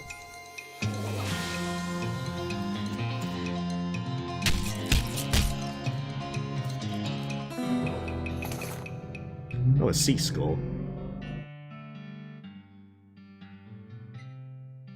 Well, if I use spell damage, that would actually be pretty nice. Yeah, I'm curious of how I get up here. This looks like this would be another area. Let's go to the DLC. Alright, Wandering Death is here. What you got for me this time, Wandering Death? Same thing as always. Here. Take this old engagement ring. And use it to conquer this land. And make it yours.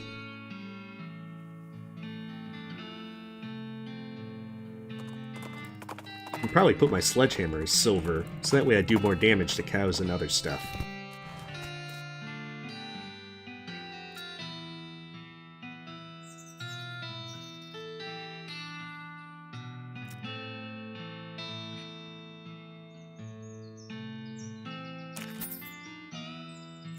There we go. There, now it does much more damage. So now, to the DLC! Wait, that's not the right place. You happen across an abandoned crate which apparently fell off a wagon or something since the lid has been knocked loose. You know what that means. It's mine. All mine!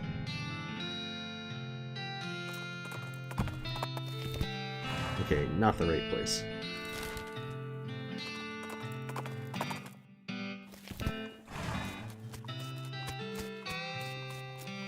Back to the DLC. Gun Manor Visitor Center. Bereft of any employees, where the heck is everyone? Let's see if we can find out. There's nobody here to validate you parking or otherwise. Crank is missing from this record player. Genuine Gun Manor souvenir tokens. Make your wishes come true. Just 50 meat. We're gonna negotiate a better deal.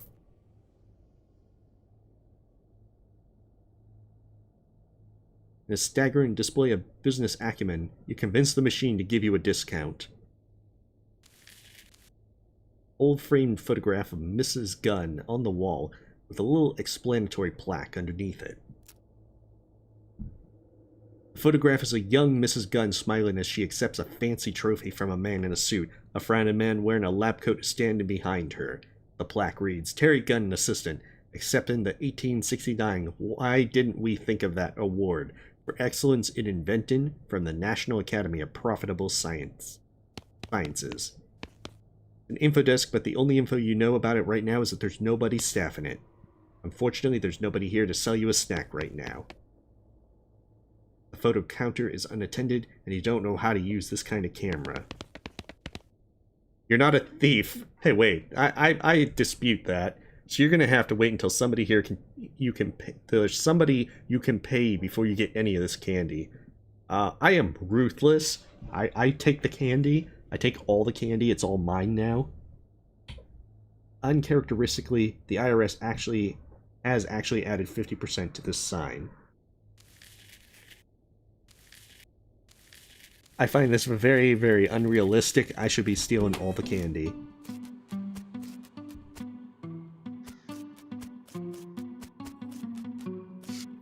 Let's see what's out here. Oh hey, there's someone. It's a lady carrying some weird equipment. Excuse me, do you work here? Who, me? No. Nuts. I can't find any employees in the gift shop either. I haven't even started this job yet and it's already a pain in my neck. What's wrong? I can't get inside. Mrs. Gunn hired me to come out here and deal with a bunch of spooks that are haunting up the place. I can't do that if I can't even get in the front door, though. Who's Mrs. Gunn? I have, Smash Ultimate, but I haven't played it in like a year, Bulbasaur. You've never heard of Carrie Gunn? Should I have? Well, I would think so. She's a pretty famous inventor. You've got her best-known invention hanging right there on your belt. She invented belt buckles? Wow! Guns. She invented guns. Oh. Spooks like ghosts? Exactly like that. Yep, 13 of them according to my instruments. Florence Cunningham Ghost Annihilation Services. That's me. Interesting. What do you annihilate them with? Science! I was gonna guess that weird kind of rifle-like contraption you're carrying. Yeah, it shoots science. What's wrong with the front door? The front door, well, it's locked. No, not locked, no. So what's the problem? Okay, see, I'm a ghost hunter. I ain't a spider hunter. I don't hunt spiders at all. And there's a huge, gross, hairy-fanged, drooling giant spider in the foyer. So until I either find another way in or find someone else to take care of the spider hunting side of this biz, I'm staying right the frig out here, okay? I can see you feel pretty strongly about this. I do. Well, maybe I can help you out. Hey, that'd be swell. You know, you look reasonably tough and or wily. Why don't we team up? I'll handle the ghosts, and you can handle the things that aren't ghosts. Hey, Florence, let's go. Roger, copy. It's Grizzly, actually. We've got, our party is growing. An informative plaque about the hedge maze. The Gun Manor Hedge Maze was erected in 1888 for the entertainment of guests and the family then 2 daughters. You're welcome to meander its paths, though we recommend caution during the winter. Below that is pasted a handwritten note. Actually, we recommend staying out altogether because some crazy wizard moved in and has been animated in the shrubs. Danger.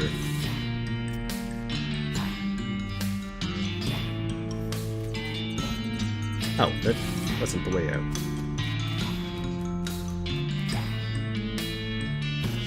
Alright, wizard guy. Let's do it.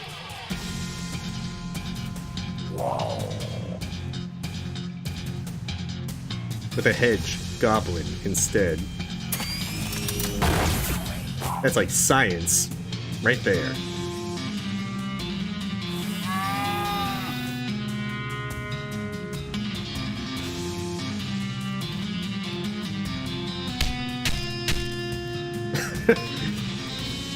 He runs away with his negative 300 hit points. Magic-infused leaf. It only succeeded in kicking the hedge wizard's ass down the road a ways. It was still plenty satisfying. Chase that jerk down. Come on.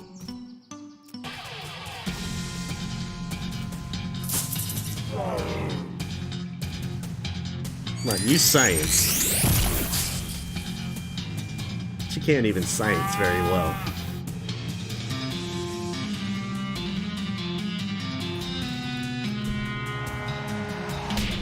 There, you're stunned. Wait, you're stunned. You can't run away. Haymaker has let me down.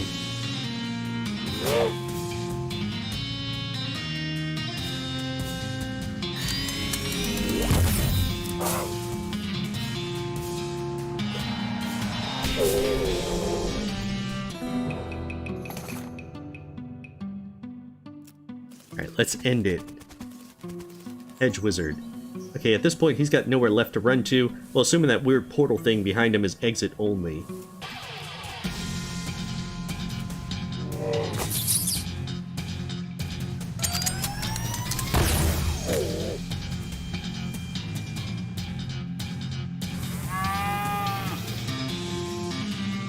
I still only got... Oh hey, Stomp ended it, finally. Hedge Wizard's journal has scrawled private do not read HW on the spine of this journal. The Hedge Wizard's orb. This is the orb of mystical leaves from whence the Hedge Wizard derived all his powers, unless it was one of those the magic was inside you all along scenarios. Hooray!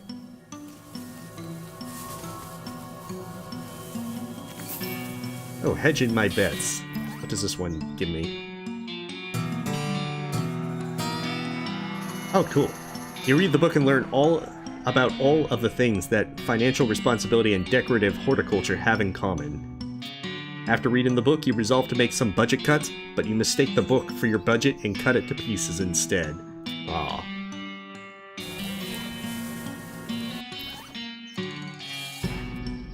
It's full of terrible poetry. Here's an example. Everlasting shrubbery, nobly leafed crown, whence comes old joy, sweet thy fragrance, wondrous thy strength. Namaste, my lord. Huh. Yeah, we're not gonna do that. Maybe it's written in code. Oh hey, more stuff.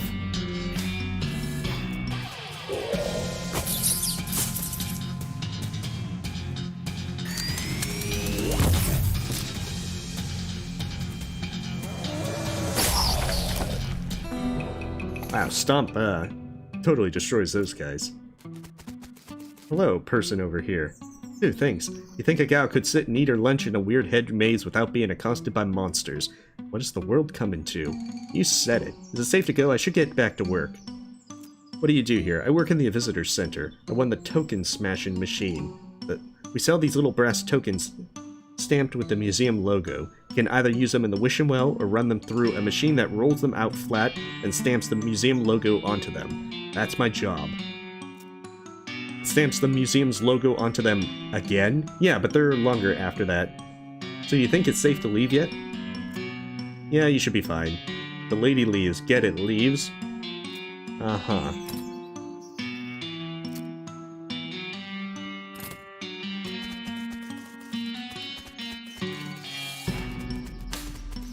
Oh, this is a pretty big hedge maze.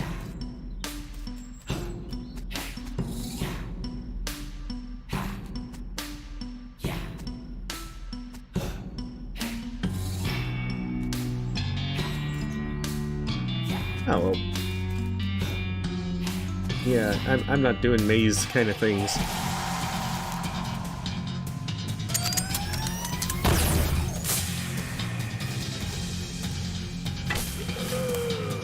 Yeah, Science Lady isn't very powerful.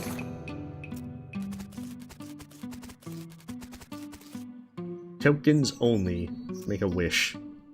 Hold the token over the well and try to think of something to wish for. After a few seconds, you accidentally drop the token into the well without making a wish. Dang it, I wish I had that token back. You hear some chimes and a rope appears on the wishing well's crossbeam. How about that?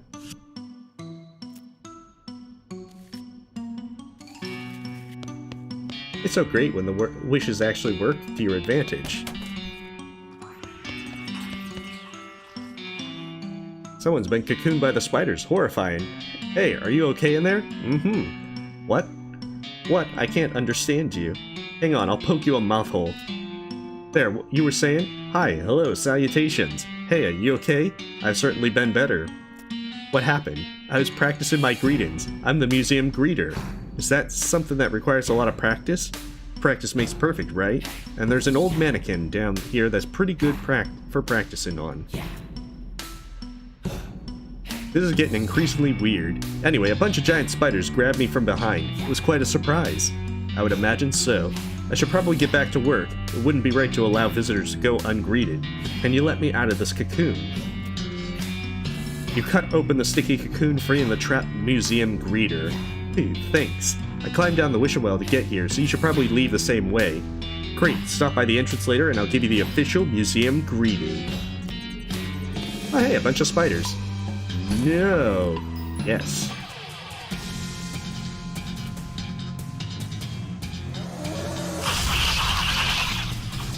Wow, Stomp is a lot more powerful than I imagined it would be for this DLC.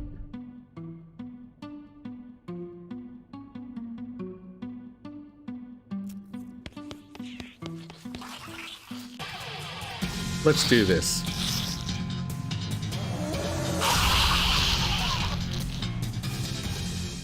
Wait, read the book for the maze? Okay, I will do so at some point.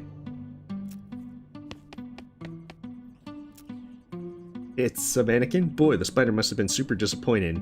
Why was it moving?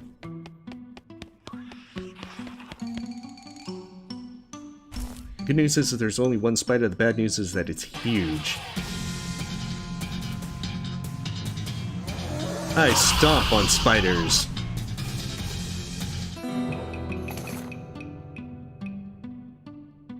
Spider egg omelet.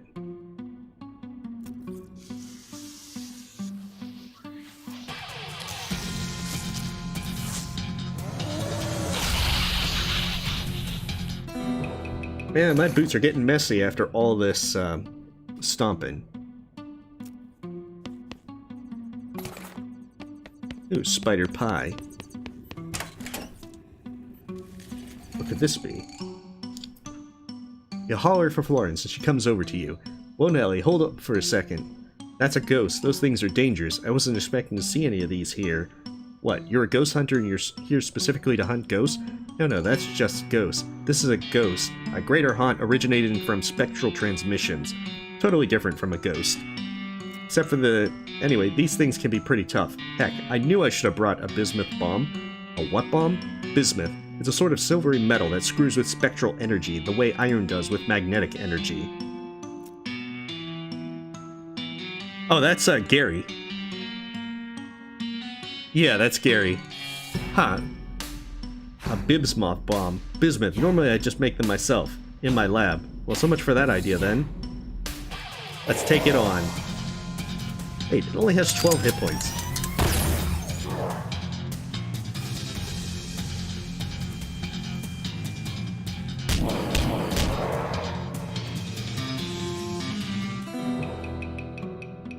Dust to dust. Say that was easy, Florence.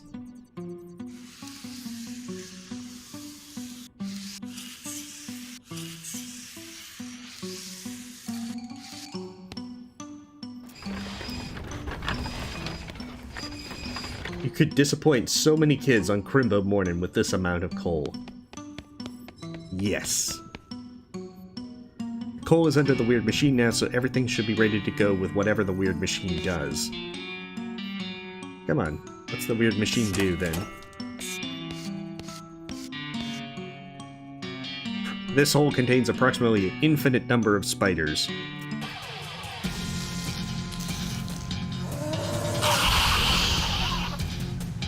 I mean, if there's an infinite number of spiders in there, why can't I just stomp them all in one stomp?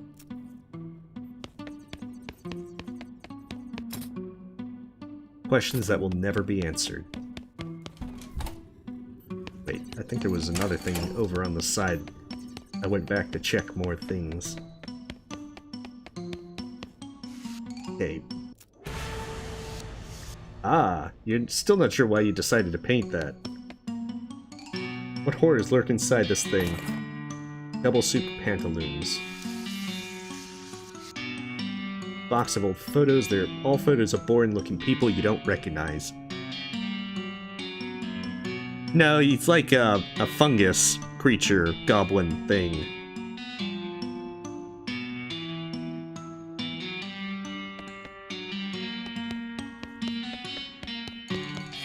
The door at the top of the stairs is barred from the other side. A plot to lock, eh? Lucky for us, I have a key for every model they make. Florence fumbles with a giant keyring out of her pocket and finds the one that unlocks the door for you. Oh hey, it's useful. Oh hey, a lab, check it out. Florence starts excitedly poking around the workbenches and shelves.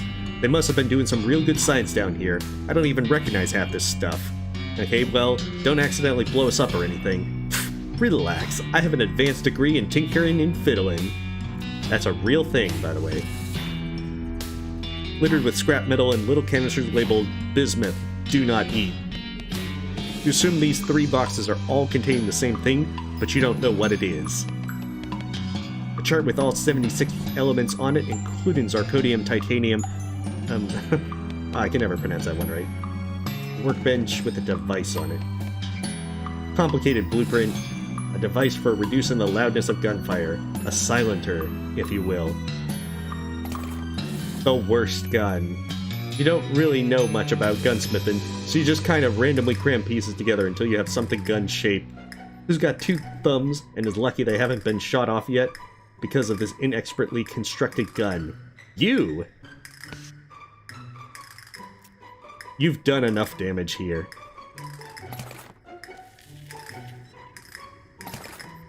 Box of science doohickeys.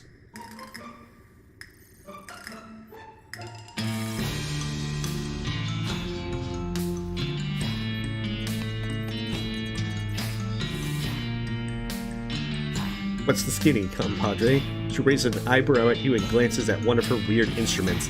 According to my weird instruments, there are 13 ghosts left on the premises.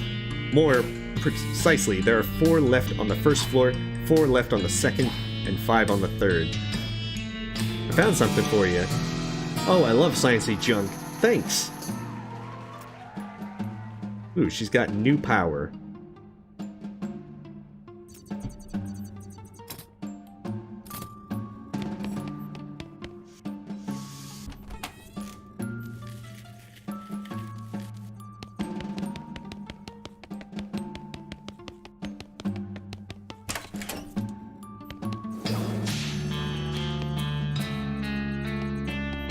Alright, let's take the coal chute. Hey, I can climb up and down it now. Okay, I'm gonna need stench resistance. Hey, I've got my sweet smelling flowers. Okay. A huge amount of food in various stages of decay. Maybe someone's trying to start a compost heap? That would be the charitable explanation anyway. You dig through the trash and find a single item of non-trash. A jumbo shrimp fork. This fork is too large to eat even the largest possible shrimp with, and it's made of solid silver. Rich people make no sense. Also, I don't need this any. The sweet smelling flowers. Alright, search the goal. Okay, gun manor carriage house key.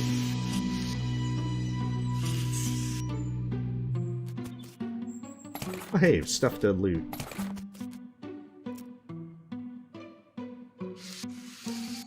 It's a wild tea bush. Actually, on second thought, you don't have anything appropriate to put them in.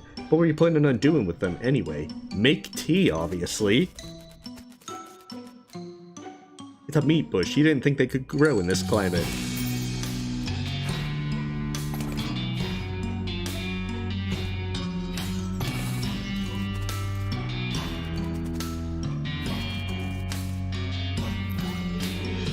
Okay, so let me see if I got the book. Okay, east, north, west, south, west, north.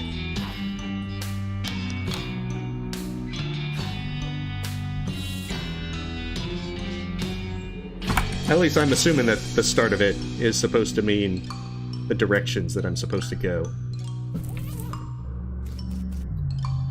Wait, that's not the right one.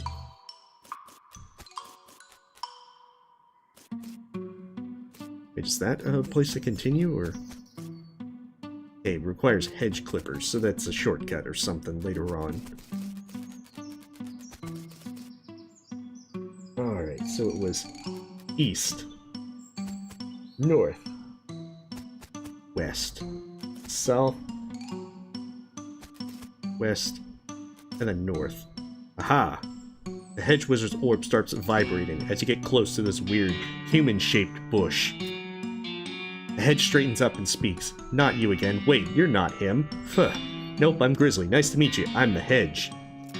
The hedge? Yeah, the hedge. The source of all the magic in the maze, yada yada. Boy, I can't tell you how glad I am to see somebody besides that dorky wizard. Did you? Yep. I took care of him. Thank you. I made the mistake of granting him a boon, and he started treating me like a god or something. Coming around day after day, prostrating himself before me like a huge dweeb. Just awful. I mean, sure, I'm powerful and all that, but it's not like I did anything to get this way. I mean, I'm rooted to the ground, for heaven's sake. I just grew this way. Anyway, you mentioned a boon. Cool. Oh, sure. I guess you owe you that much for that getting rid of that clan. Here you go. The hedge bends towards you and touches you with one of its bows. Alright. Thanks. Don't mention it now, I should get back to my business here. You can see yourself out, right? Yep, bye. Pretty handy. Okay, so I need some hedge clippers at some point.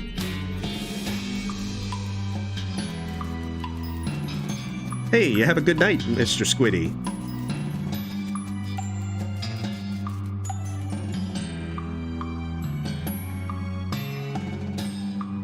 You try the handle of the front door and it doesn't seem locked, but some kind of force is holding it shut. Yeah, some ghost is playing tricks on you because they know you ain't packing science. Stand back, I got this. Florence unlimbers her weird rifle and fires a short burst of swirling light into the doorknob. You hear an eek sound come from inside, and the door swings open. Ha! Works every time. Also, 1 second, because I need to stop and get a drink real quick.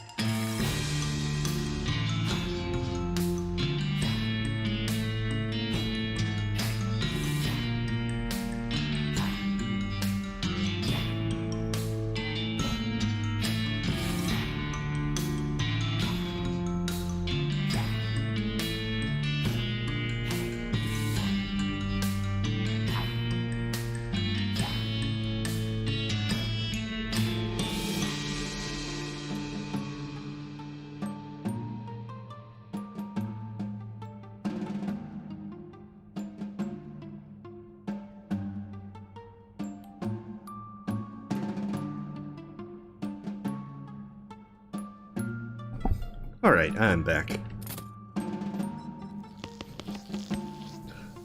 Use the intercom.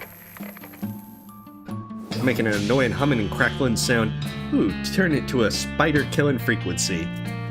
Remove the panel from the intercom and adjust the crystals inside until the ambient resonant frequency of the radio oscillator is exactly aligned with the spider's neural cascade signal. Or something like that. You're the smart one, I just work here. In any case, the spider curls up and dies, then dissolves into powder. Florence becomes visibly calmer. Good deal.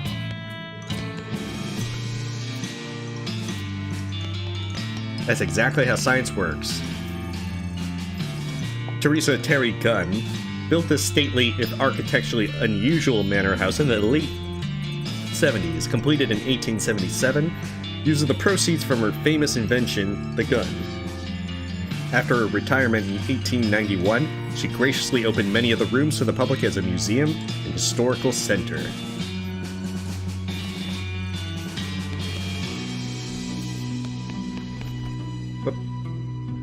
Brr, it's cold as a federal grant administrator's heart in there. I wonder what's causing that. You don't think it's, all that ice? Nah, you got it backwards. The ice couldn't be here if it wasn't cold to begin with. That's science. Maybe the house's heat got shut off somehow? We better see if there's a furnace or boiler or something. It'd probably be in the basement. The whole left half of the house is filled with ice.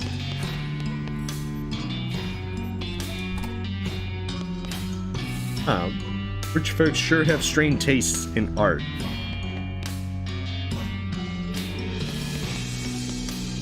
Oh, cool. Tea things. I got tea service.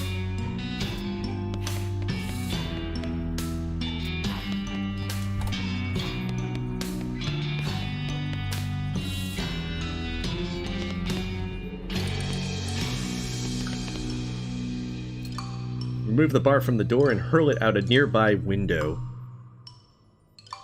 Go through the door. Oh hey, this takes me back down here.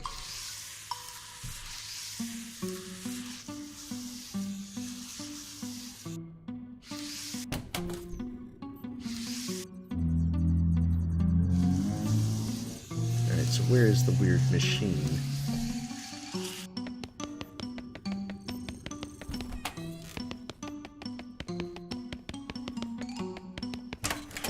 Oh, yeah. This one. Boiler clatters to life as the tank full of coal begins to burn.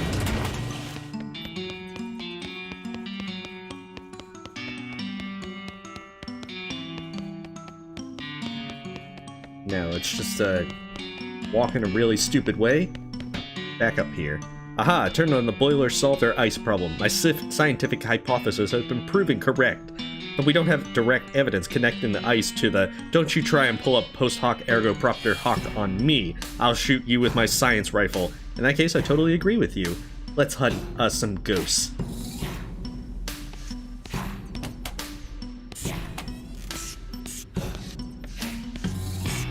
Alright, in the kitchen. See, there's ghosts here. There's a ghost here mumbling and muttering and yammering something about eggs. Let's interpret that. Oh, hang on a second. You tried to poach an egg by shooting it? For daggum, yes, that's what I did. Heck, of course I did. That's how you poach an egg. Pappy didn't raise no fool, but that... oh goodness, that's too much of an accent. That's not how you poach an egg. What you talking out of your head like that? Of course 'tis. No, it isn't. Okay. I've had it with your weird obtuseness about cooking.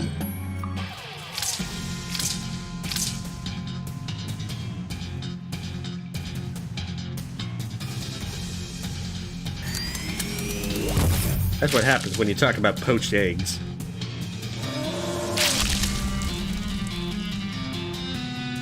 Alright, end him, Gary.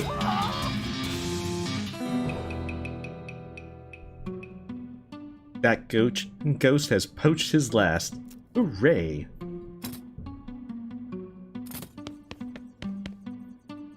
Chili stove, how very specific. How what?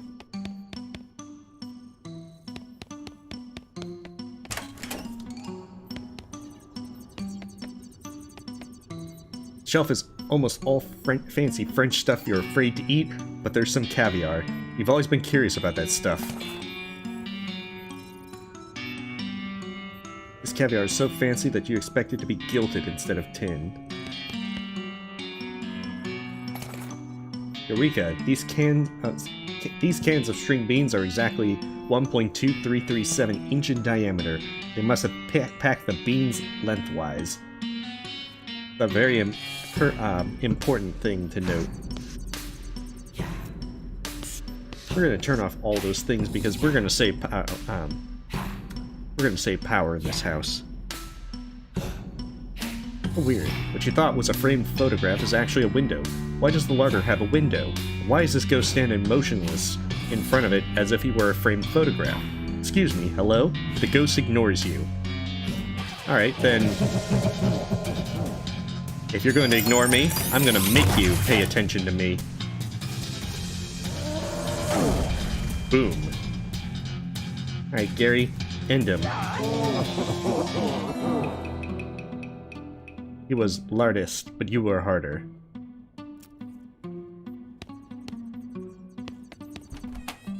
And these ghosts are not particularly all that strong.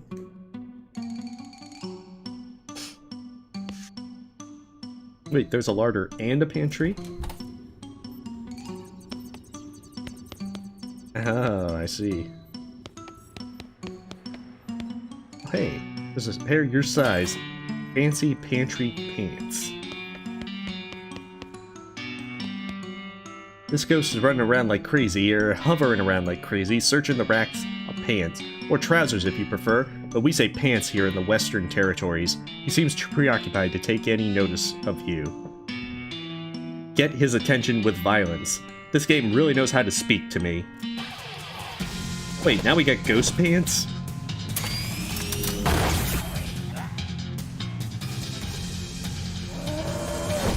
No, not the pants.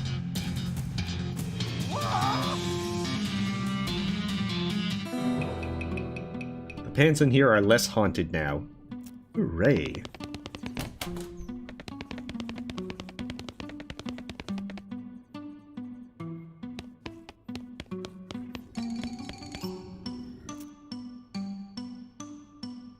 Alright, one last ghost on this level. Oh, hey. Bags of frozen food. Magimech Tech brand deep freeze unit.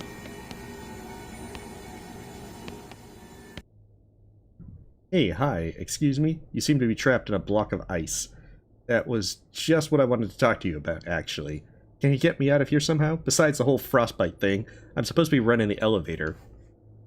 And there aren't any proper stairs in this crazy place, so that's kind of important. Let me think. What about a whole lot of fire? What? Whoa, whoa, whoa, hey, no, stop. Better close your eyes.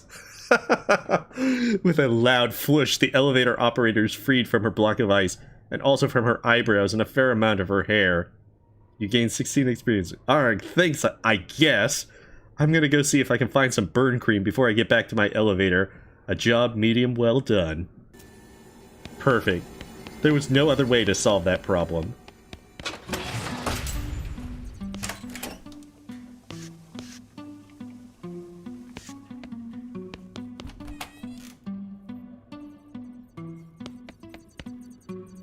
Big rack of expensive-looking plates. Horrifying. I mean, look at all that mess. One of the museum staff is frantically serving plates of invisible ghost food to the ghost, who is shoveling it in by the fistful. He seems too busy to talk to you.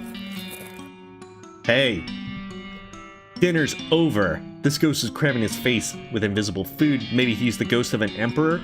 Put a stop to this. Violently.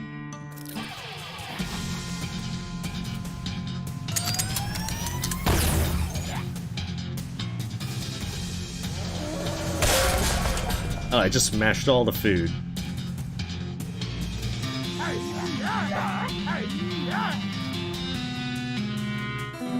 Oh, I didn't expect that. You sure hope that guy enjoyed his last meal. Thank you so much for dealing with that ghost. I am exhausted. What were you even doing? He kept demanding ghost food, but I don't really know how to cook, except like nachos and popcorn, and just the regular kind, not ghost nachos and popcorn. But he was really insistent, so I figured ghost food is probably invisible, right? So I just pretended and gave him empty plates. I guess it worked, even though that doesn't really make any sense. Huh. Anyway, thanks again. I work at the snack bar at the visitor center, so I'll see you around there. Man, violence solves everything. I got a small blowtorch. Why do I get the feeling that the small blowtorch was the better way to get her out of the elevator? The block of ice for the elevator.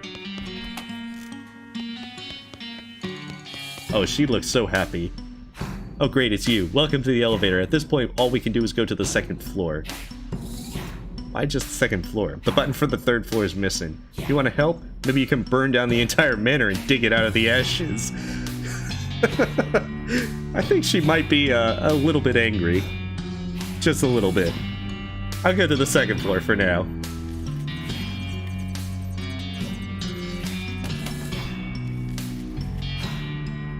What is this? It's like a normal bathtub, but the faucet is up really high and there's a curtain around it. Oh cool, a shower curtain. It's a fancy vanity. It reminds you of your own fancy vanity. Pry the biggest and most visible chunks of wax out of your ears. Old-timey ointment. Take that, irresponsible whelp.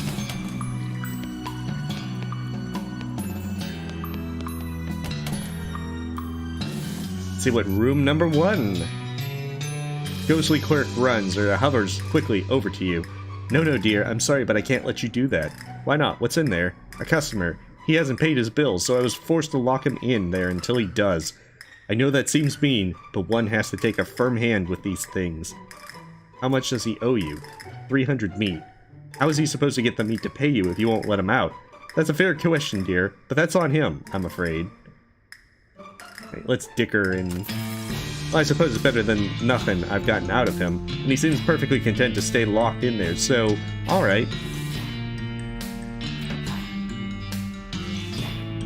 One of the museum employees is sitting here reading a magazine, as you can see. Congratulate him on his newfound freedom. Congratulations, I freed you, you're free! Huh? Free from what? Well, from being locked in this room with nothing to do except read that magazine. Ah, so you freed me from having an excellent excuse for not doing my crappy job. Well, you freed me from the burden of relaxing in here instead of emptying trash cans and cleaning toilets. Great.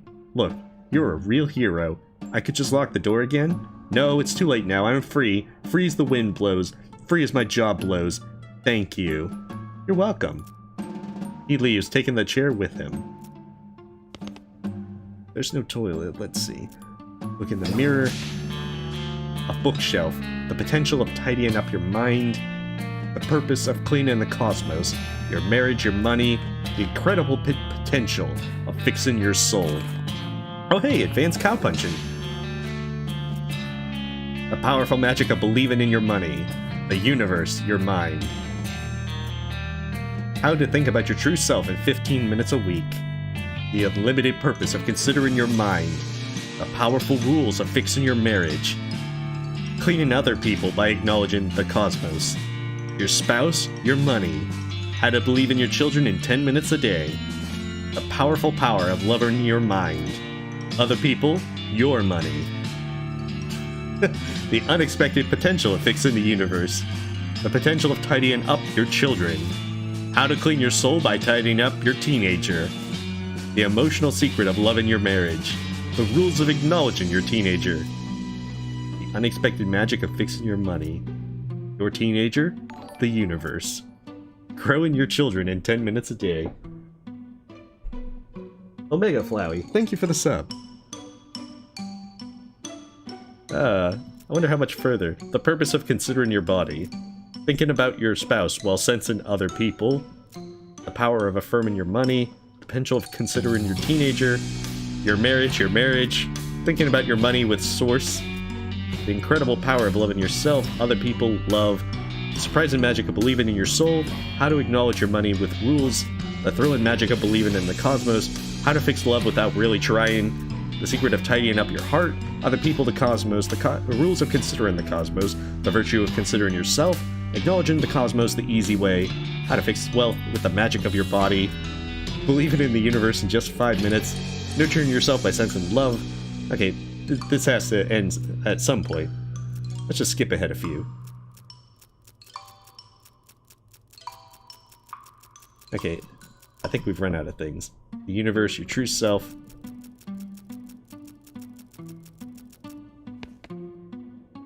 That's more books than it should have been on there.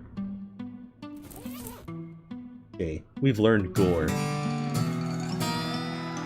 You read all of the book's inconvenient truth about goring. Unfortunately, you accidentally gore the book into bits while practicing what you've learned. I think that's all my cowpuncher skills. Hey, somebody left their wallet in the nightstand. Aw, 15 meat? They didn't even have anything good to steal. Oh wait, Ghost Lady.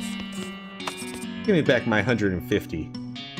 Look at my little B&B. Would you care for a room? No thanks, I won't be staying that long, hopefully. Wait a minute, yes. What's B&B stand for? Boo and breakfast. Yeah, that's what I was expecting. Why do you say your B&B? This isn't your house. Oh, I know, dear, but nobody was using these guest rooms, and there were ghosts hovering around with nowhere to be, and I got feeling homesick for the little B&B I used to run when I was alive, so I thought Mrs. Gunn probably wouldn't mind. I see, fair enough.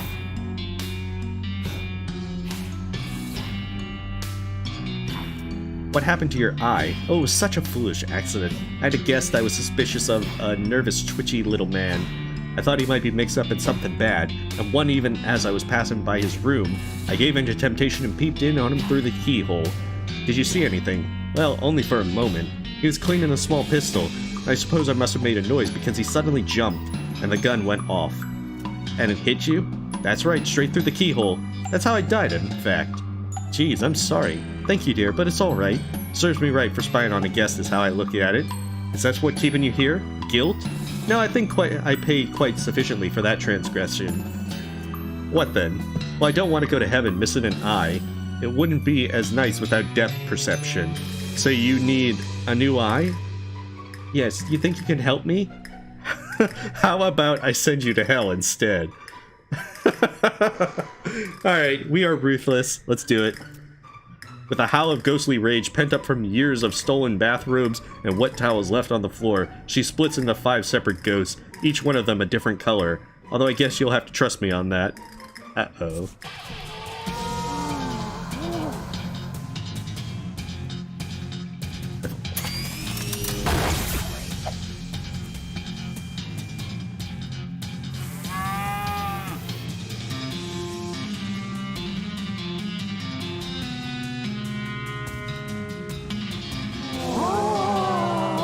Oh, hey, gore's pretty nice. I mean, not, like, anything that I would have really liked earlier.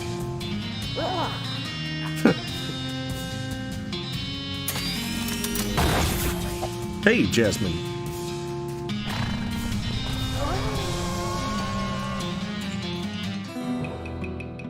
takes more than 5 copies of a ghost to defeat you.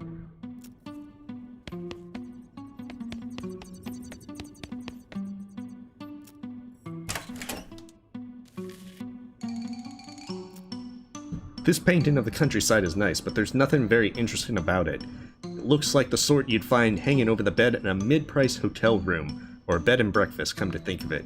I guess it's a little weird that it's hanging over a stepladder instead of the bed. Maybe the last occupant was really short art aficionado. Happy little trees. Oh hey, according to the signature, this is an original Darius Klieg. You've never heard of him. You know, now that you're looking closely at it, it seems like the painting is sticking out from the wall more than you would expect. Well, what do you know? There's another painting underneath it. A painting of a safe. This house must be really old, if it's got jokes of this vintage. It's a fairly realistic painting of a wall safe. Alright, take it off. Behind it is, of course, a wall safe. Inspect the large wall safe, which is securely locked. The safe swings open. It's empty, apart from a rolled-up poster of Rita Hayworth.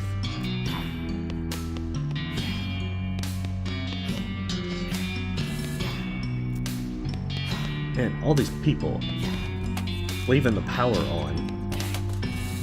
Oh, hey, another ghost. Oh, cool, we've gone into Narnia.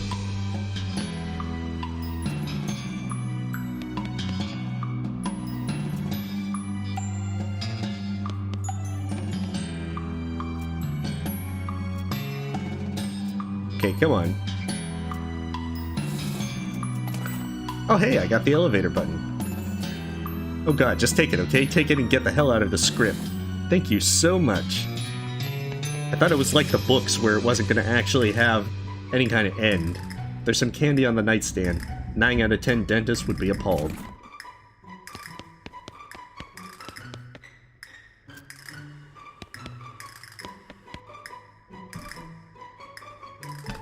Hello there. Are you here to laugh at me? Huh? No, not at all. I wouldn't do that.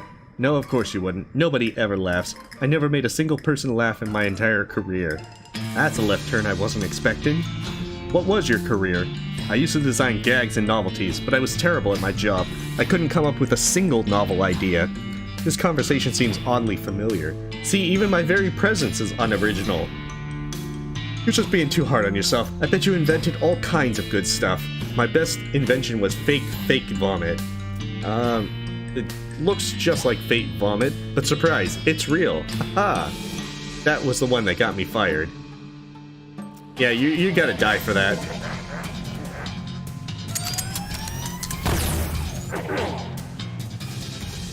Fake vomit, that's where you, I draw the line.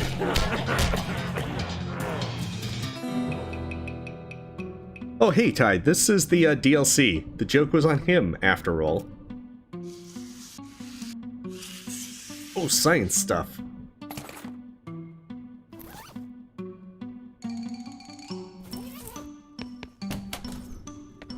I can give it to Florence.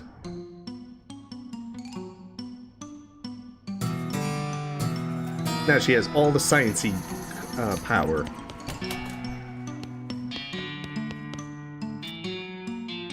Okay. Determined not to have gone through all this nonsense for nothing, you carefully search the empty safe. Eventually there's a click in the back of the safe swings open, revealing a secret passage. I guess that explains the stepladder. Okay, so that's the alternate way into Narnia, other than the wardrobe.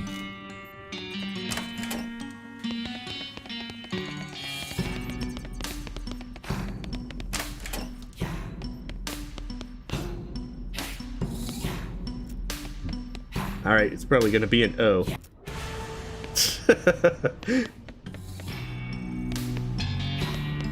How very frightening. These statues are eerily lifelike. Objection. A posteriori. Objection. Huh? What are you objecting to? Your face! Overruled! I always hated lawyers. Yeah, I thought so. You've got the all over your face. You take that back. You want to fight? It's going to be by the book. A straight duel. Me and you. No partners or other interlopers. Bring it on. Oh, she's got a gun.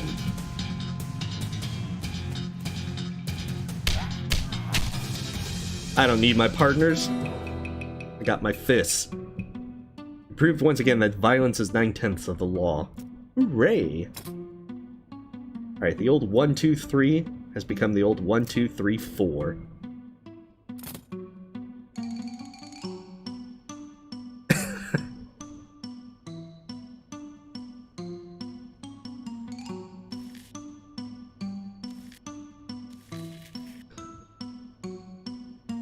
Alyssa Bourne laws from before the cows came home?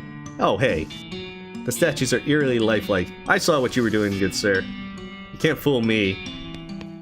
Gotta wake up very early in the morning, like at least by noon to fool me.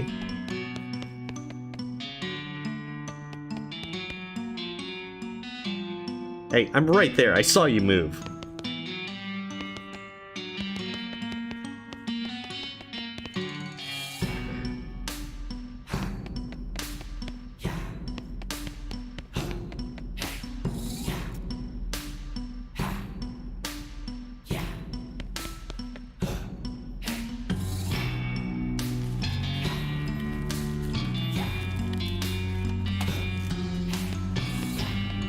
Alright, the library. A book is a terrible thing to not read. Wait, what does this switch do? Boo. I feel like there should be a K there.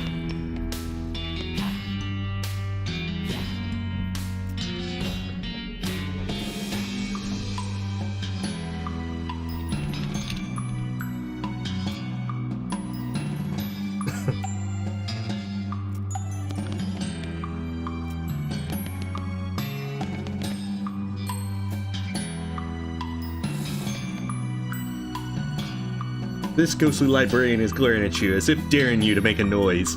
Excuse me, but shh. Oh, sorry, I was just shh. Hey, jeez, is this good? I suppose it will do. Now, what was your question? Doesn't matter. I've decided to just attack you.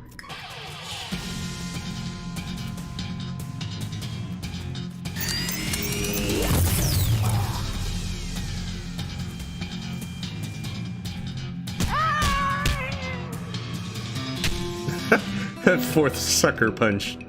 The rest was silence. For her, not for you. You can scream as much as you want now. Hooray! Alright, Florence. 5 glows. Okay, so it's just the 5 at the top.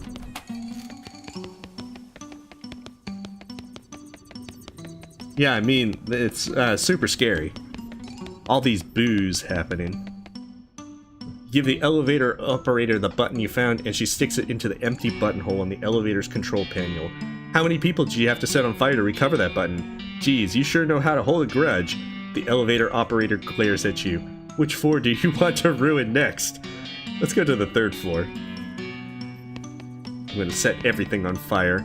The door is locked and no earthly force can open it. Well, maybe a whole team of horses, but good luck getting them up the elevator. Knock knock. Yes, who is it? Mrs. Gunn, I'm Grizzly Holiday. Are you with the Ghost Extermination people? Yes, ma'am. Florence Cunningham Ghost Annihilation Services. Grizzly is my assistant. I'm your what? Who's the country licensed ghost hunter here? Me or you? Okay, fine. I guess. Have you been able to exterminate all the ghosts? I still feel haunted. 5 of them are left, according to the scanner. We're still working on it, ma'am. Don't worry, you can count on us. Alright, please let me know when you're finished.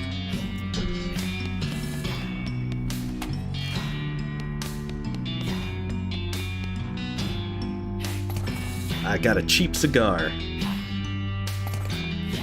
Cool, I got plenty of cheap cigars. Oh dang. This bowl and stuff is extremely broken. It's not supposed to be flying around even a little bit. A poltergeist.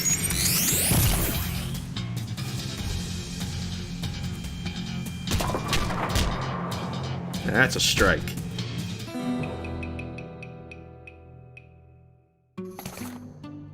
Ashes to ashes, pins to pins.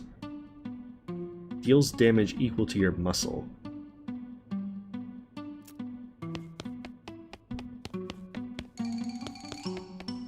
Okay.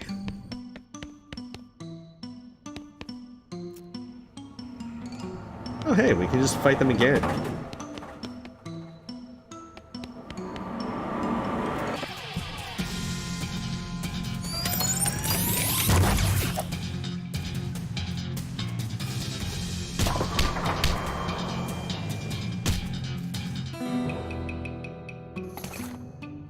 A bowling pin. Okay, so infinite bowling fights. Aha! Spittoon! There's a spittoon here. A bright, shiny, beautiful spittoon. Gimme, gimme, gimme. Oh boy, oh yeah, come to Papa. What are you doing? Huh? Oh, nothing. What are you doing? Looking at someone who's kneeling next to a spittoon with the apparent intention of sticking his whole entire face inside it. Dive in. We dive. You jam your hand into the spittoon up to the shoulder and find nothing. The brass bucket is shiny and clean, outside and in, clean as the day it was born. The museum staff must have washed it. It looks brand new. Are you crying? No, I'm fine. You're crying. Okay, well, I'll just be over here whenever you're done lying on the ground in a fetal position and hugging a spittoon. Fine. Alas, poor spittoon, it was not meant to be.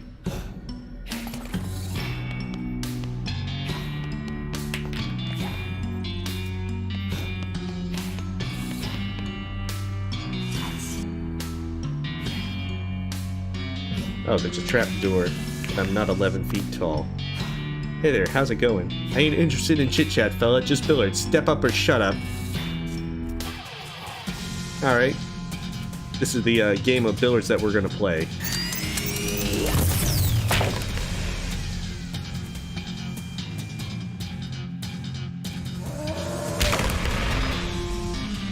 Oh wow, he didn't even take any damage from that. That's what we got, Gary. We really ran the table on that ghost. Hooray!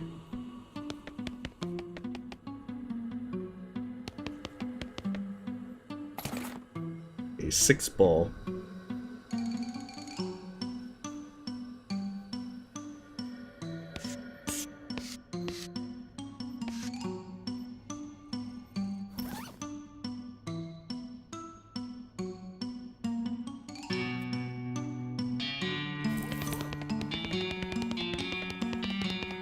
Now, I thought the wobbly billard thing would be my method of getting up there.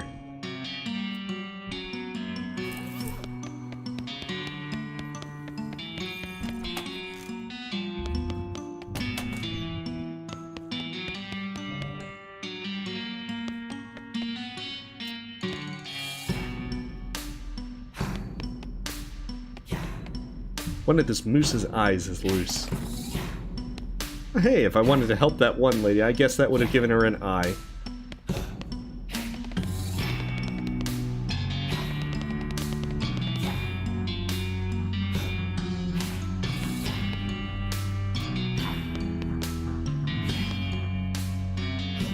There's a goblin head mounted like a trophy on the wall. This would be positively barbaric, if not for the fact that the goblin seems pretty okay with it. Boo! Ha ha ha! Pretty good, I am getting you. Huh, human? Wow, yes, very much getting me. Nice. What did happening to you? Did Mr. Gunn hunting you and to cutting head off?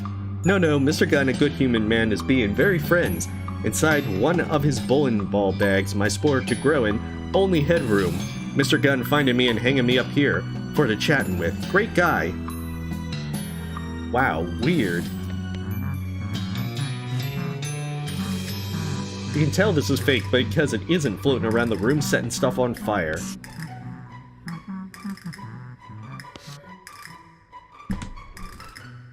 Okay, let's... This ghost is dressed up as a traditional safari hunter with the pith helmet and big white mustache and those weird khaki trousers that make it look like your butt has wings. He's inspecting Mr. Gunn's trophy collection, but doesn't seem particularly impressed. Hi, I'm Grizzly Holiday. Oh, charmed, I'm sure.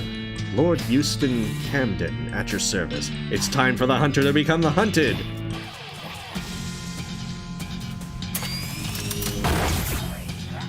With science!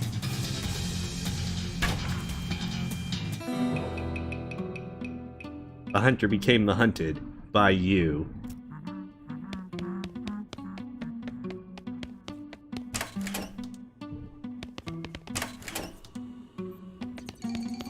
Okay, so there's a trapdoor in there.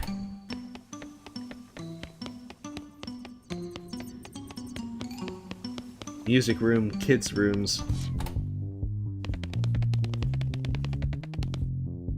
It's a doll mine. How adorable. Just look at the little miners and mine carts and mine shafts and bowls of mines strewn. That's a tiny stick of dynamite stuck in a little borehole. This toy is interactive.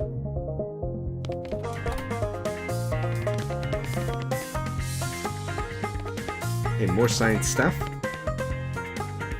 Book under the bed. Fun law. Rules for parlor games.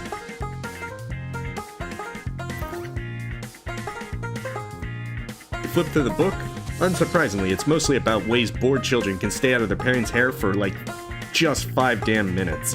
It also has a little tag on the spine, indicating it came from the mansion library. What is this devil's music? Alright, there we go. Back to the devil music. This armoire is full of schoolgirl skirts and other clothes that would not fit you even if you think they might suit you. It's a Daniel Boone poster. One corner is loose. Boo! This is much nicer vanity than that of the average frontier teen. Gussy yourself up a little. You use the various powders and creams then to make yourself slightly more presentable. Wait, there was a book. I didn't even read the book. Okay, someone has been slacking on their geometry homework. Tisk tisk. Alright, so you decide to just take the book with you and do the assignment later. It's a blank chalkboard. Monster, why would you write that? You really should make sure that that never happens to anybody again. Blue chalk.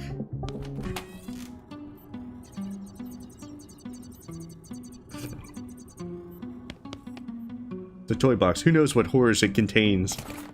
A stuffed gun.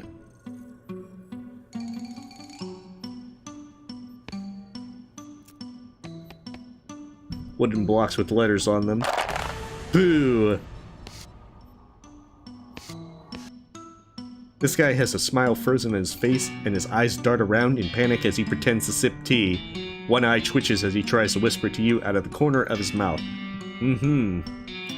A drop of sweat rolls down his brow as he stares at the little ghost. It doesn't seem to have noticed. Still not getting it. Can you speak up? His hands are shaking, as if he were holding an actual teacup. It probably would have shattered by now. He hisses at you through clenched teeth. Help me! Sorry, I can't understand you. Bye. The little girl ghost is serving imaginary tea to her guests. The doll, while terrifying, is largely indifferent. The museum employee, on the other hand, is playing along with a rictus grin on his face. The little girl wears an annoyed, disappointed frown. Alright, you just, you can't really just do tea parties like this. Putting aside the fact that attacking a little girl is a real jerk move, the one thing you know for sure about little ghost girls is that they get spooky as heck when they get riled up. It is practically a guarantee that she will destroy you if you don't have a ton of spooky resistance. I am either very confident or very reckless. Also, a jerk. Let's do it. What you got, ghostly hostess?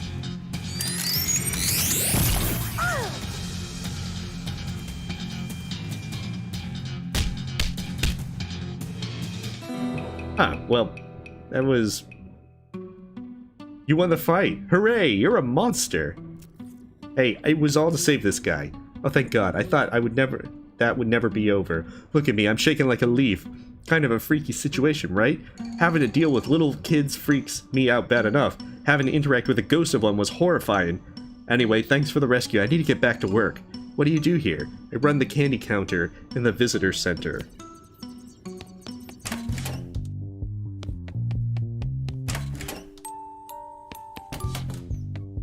Alright, first things first, we need to turn off the lights.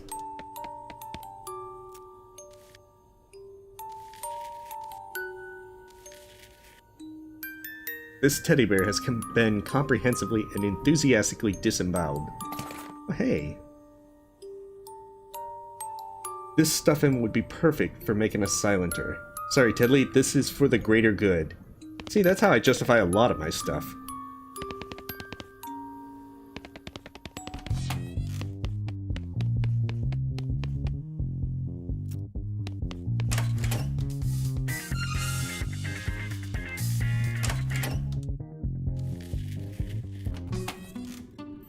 Wait, can I take her creepy doll?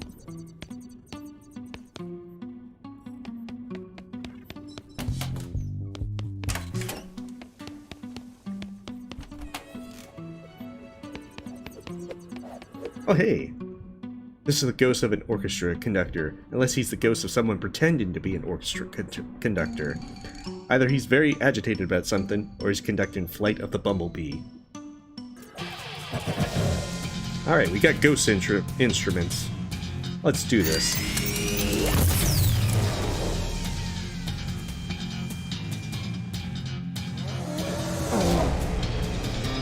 Hey, Gary, knock him out.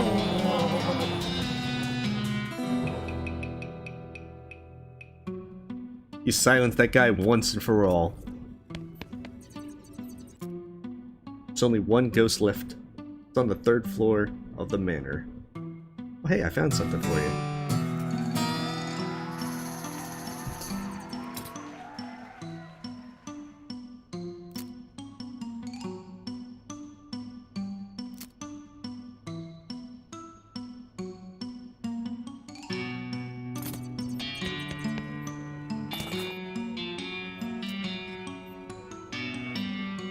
The only sheet music you have is blank.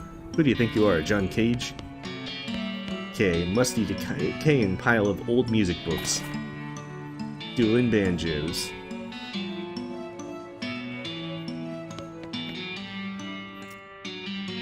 Can't play dueling banjos by myself. I don't have enough arms. Florence? Sorry, I only play the bagpipe, and not very well. If it's a bagpipe, how do you know? How about you, Gary? Hello, what? You know how to play the piano? What? It is having so many square teeth. Okay.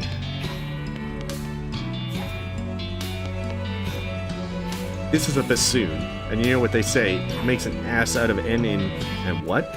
Boo! This woman doesn't seem to be interested in anything other than cranking that hurdy-gurdy. You deftly disconnect the crank from the hurdy-gurdy without alerting the woman's attention, but it turns out you needn't have bothered. She continues to turn the crank, blank-eyed, even with nothing attached. You grab the end of the crank and pull her, very slowly, to the gift shop. You find a different thing to plug her into. She seems just as happy here as she was before. It must be nice to have a call-in.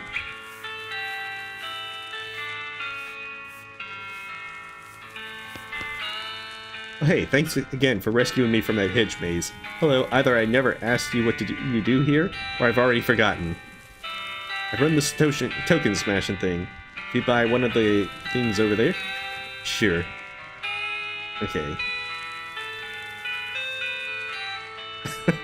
Why don't you sell them yourself? She looks sheepish. They don't let me have access to the token supply anymore because I have too much fun smashing them.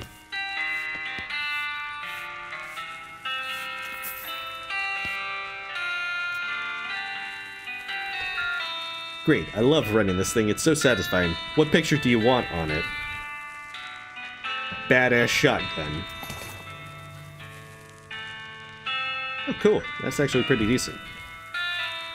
She takes your token, puts it in the machine, and happily turns the crank, makes a loud granging noise, and your token drops out into a slot, somewhat longer and thinner. No thanks.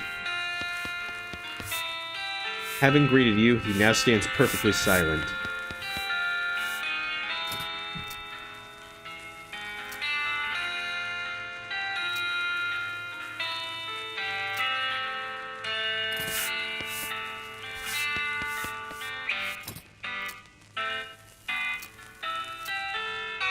Oh, that's pretty nice.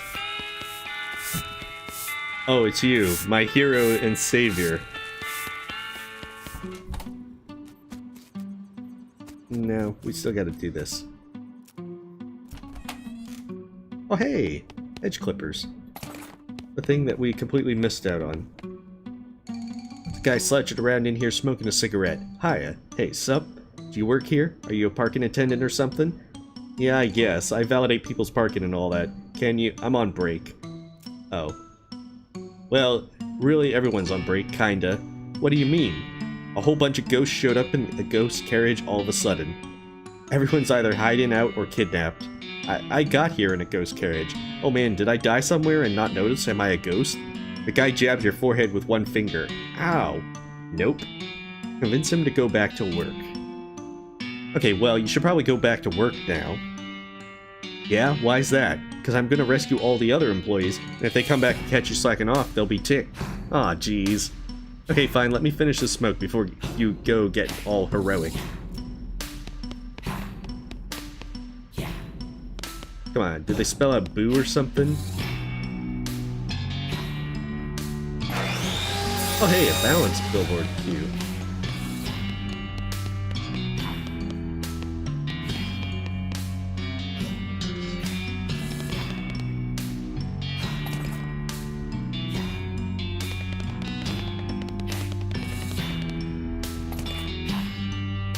Nearly empty herbicide can.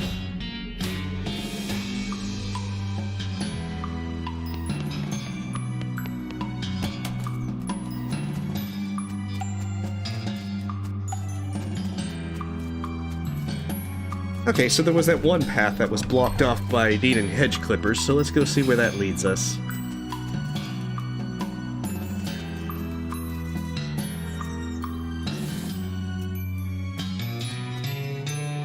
Oh, it's just a shortcut.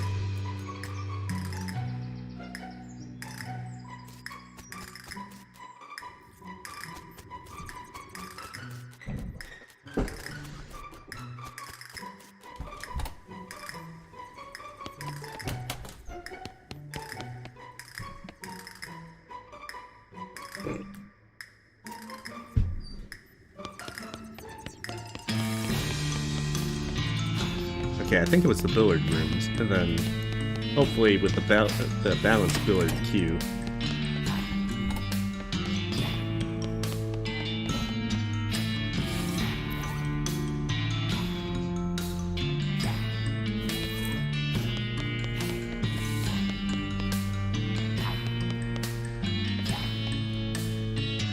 Okay, that probably was that win the game if I wanted to face him.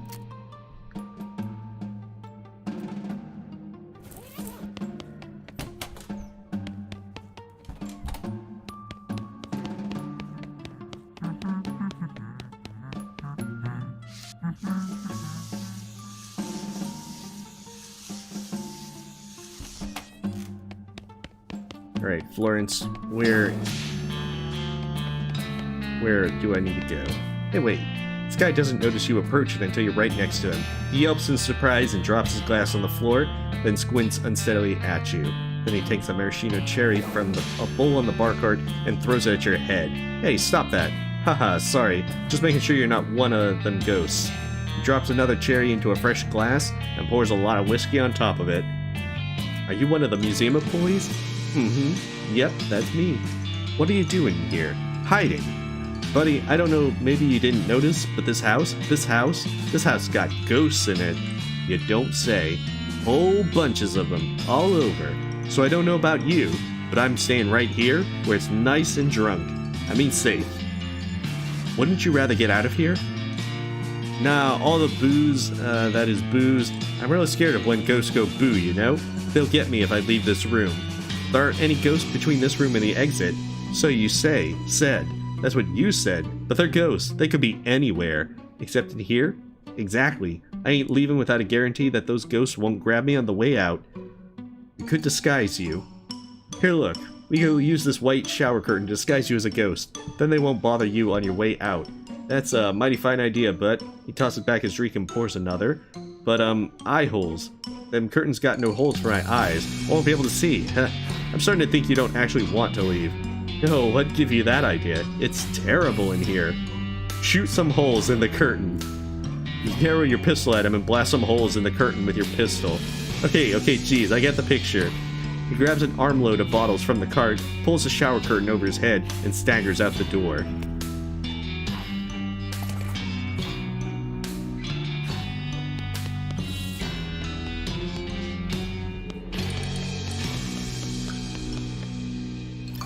Alright, can I use my cheap cigars?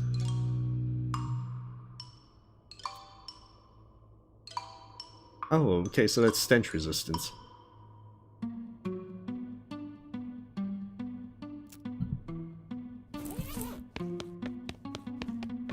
Hey, Tetsuya.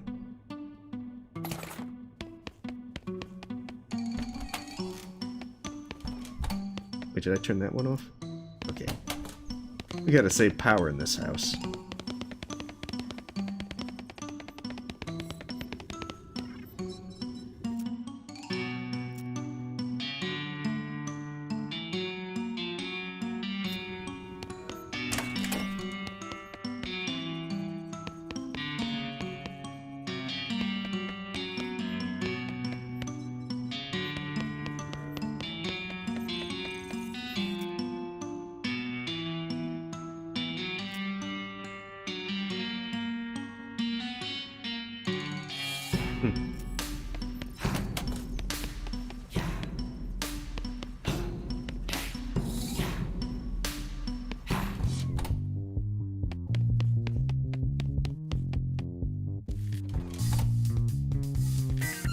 This is a lot of booze. You do not trust this horse one bit.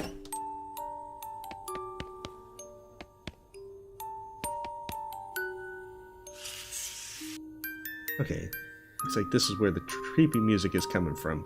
Transcribe it. Spooky lullaby sheet music. Transcribe a spooky lullaby onto the sheet music. Or rather, something use your hands to perform that operation, since you don't actually know how to read music.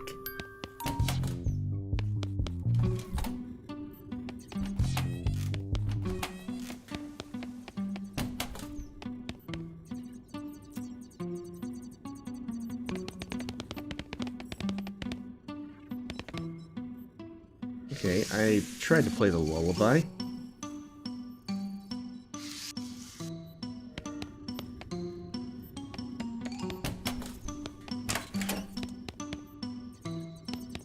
Huh.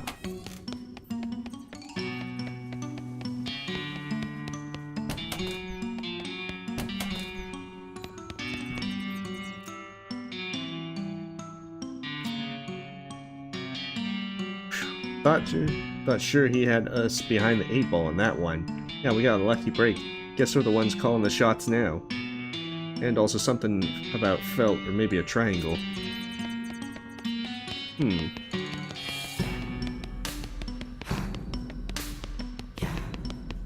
There's a trapdoor in the ceiling over here. Too bad you aren't like 11 feet tall. I feel like that there's probably something... Get that.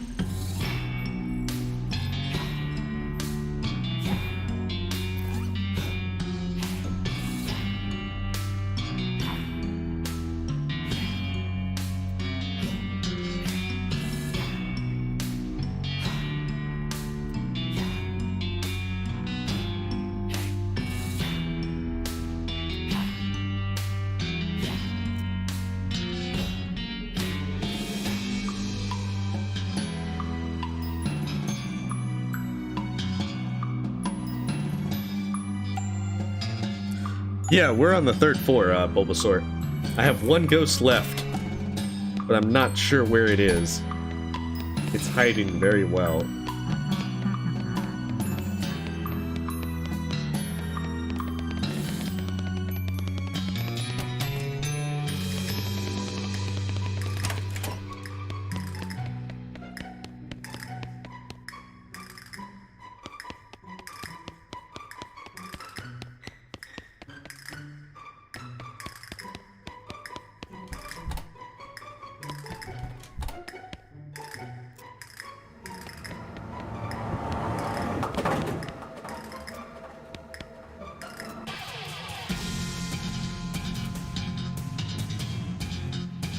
Oh, okay, I'll have to take a look.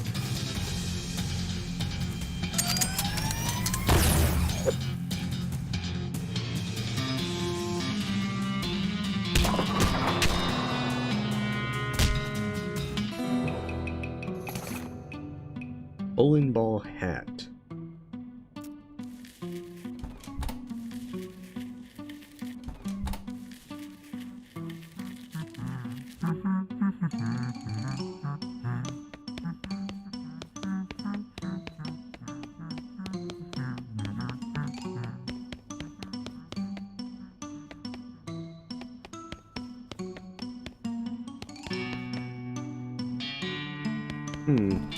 I'm not actually sure that I've encountered a bag.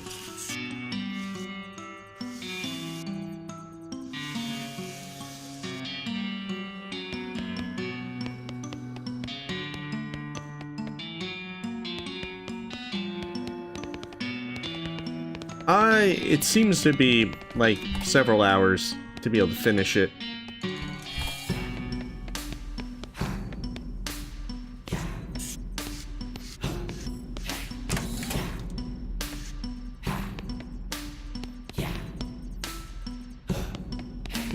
Can't interact with that after trying the lullaby.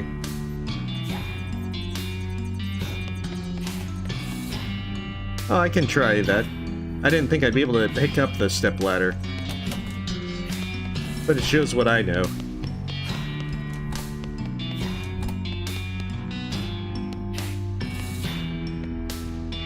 Huh, I can't pick it up.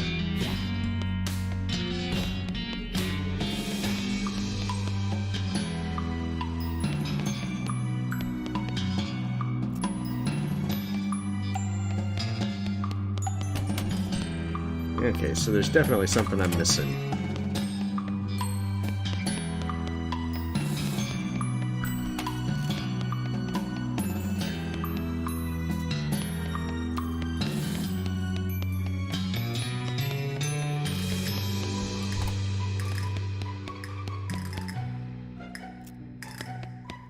I can try that. I think I did try equipping it and going in that area with the balanced one. I think that it was, for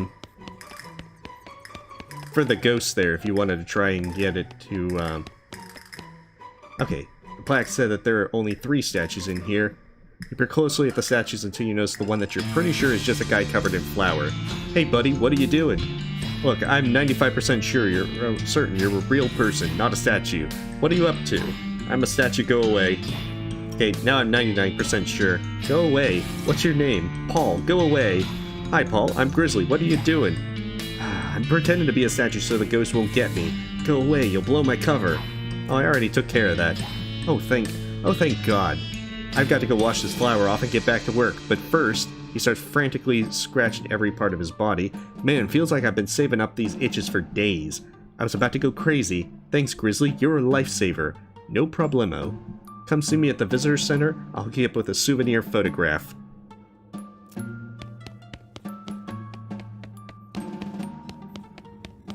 Oh, return to the nursery?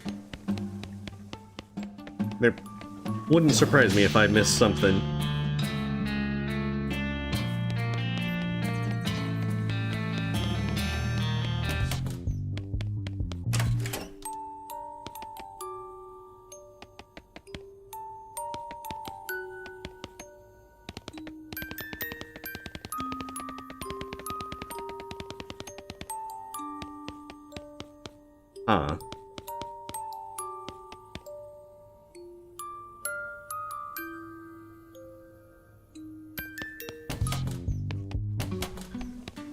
Yeah, I'll go back to her and see if there's anything else that she says.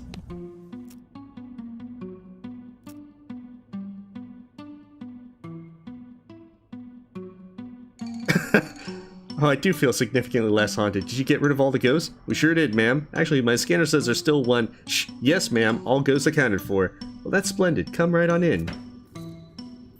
Oh, the ghost was her all along. Break in case of attic.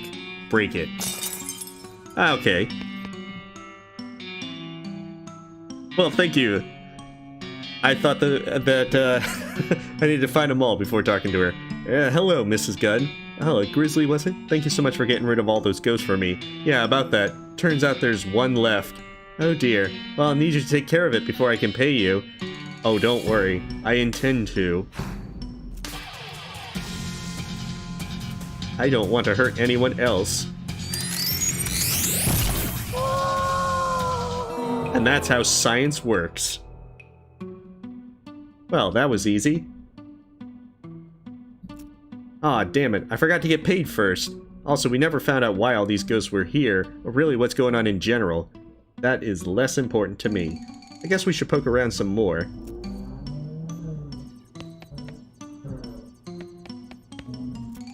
Man, wasting all this power, all these lamps just on. Take a long, hard look at yourself in the mirror and think about the things you've done. A lot of those things were pretty cool. Like, remember when I punched that old ghost lady, like 5 seconds ago?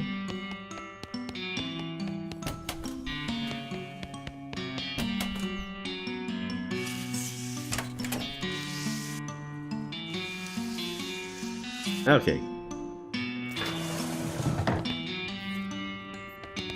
Aha! It was Old Man Munson all along.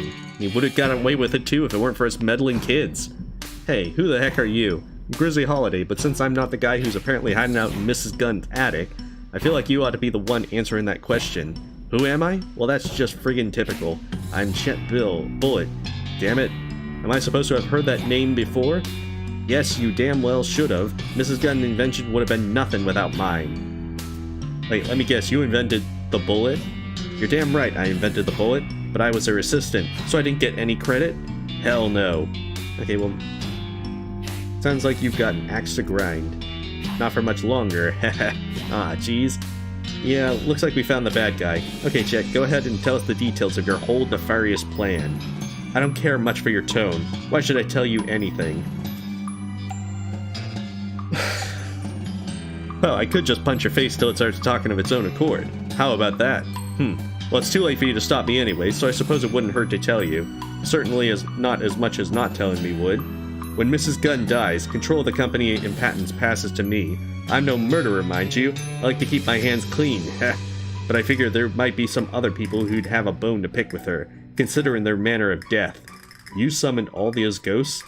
That's right, all it took was some basic seance equipment, wired up to the house's belfry for amplification, a snap for a mechanical genius like me.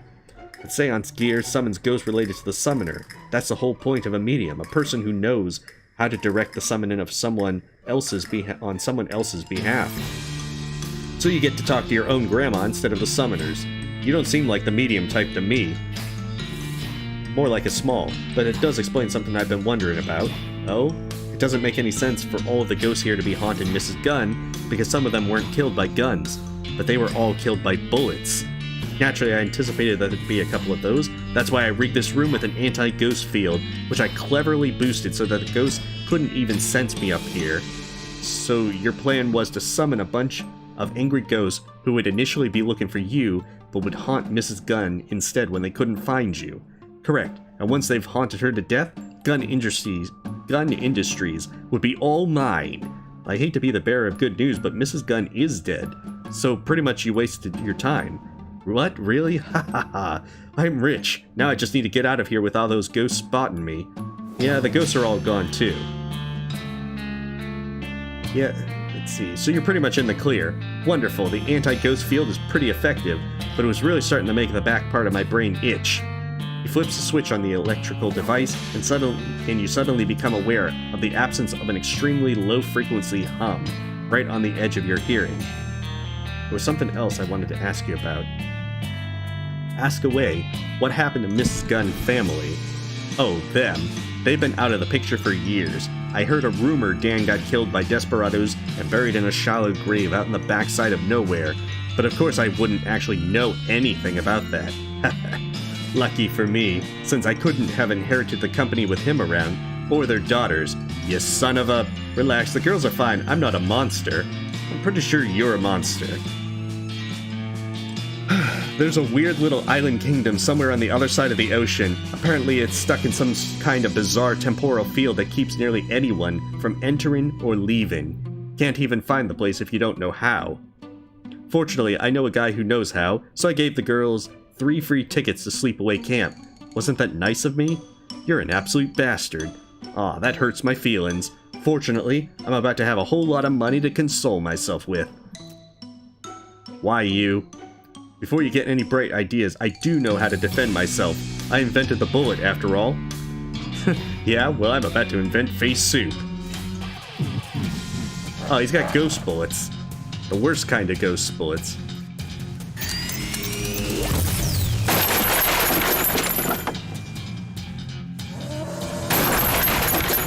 Oh, dang.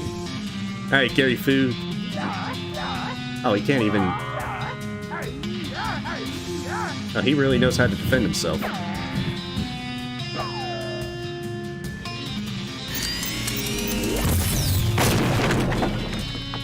Alright, well, you have a good night, Hattie. Chet falls to his knees. You decide to let him dangle for a minute while you rifle through his stuff. He's got a lot of bullets. You beat the hell out of Chet Bullet and pitch him out of the window. That's the last anyone will see of him, and good riddance. Unless he comes back as a ghost. I gotta hand it to you, Grizzly. You're one hell of a ghost annihilator. 13 ghosts taken out and an evil jerk to boot. Thanks, Florence. Couldn't have done it without you. Heck yeah, you couldn't. I can't help but feel like maybe there was a better way to go about this, though. Ah, don't worry about it. We got the job done, and that's what counts, right? Consider yourself an official member of Cunningham Ghost Annihilation Services. Oh, that's actually a pretty nice badge. Well, that's it. You reckon you brought some reckoning to Gun Manor. Not the best possible reckoning, mind you. But you probably already guessed that killing all the ghosts wasn't going to get you the good ending.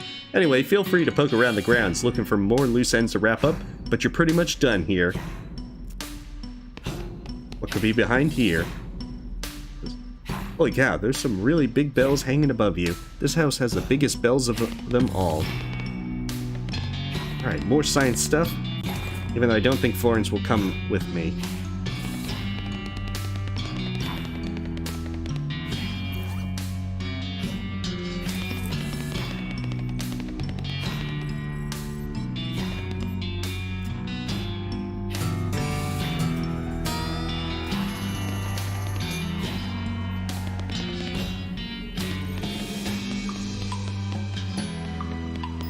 Let's ring all these bells.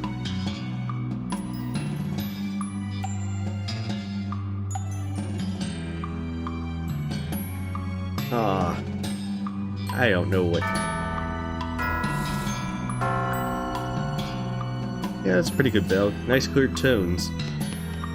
There's probably some special bell magic that I need to do, but I can't be bothered with that. Not right now.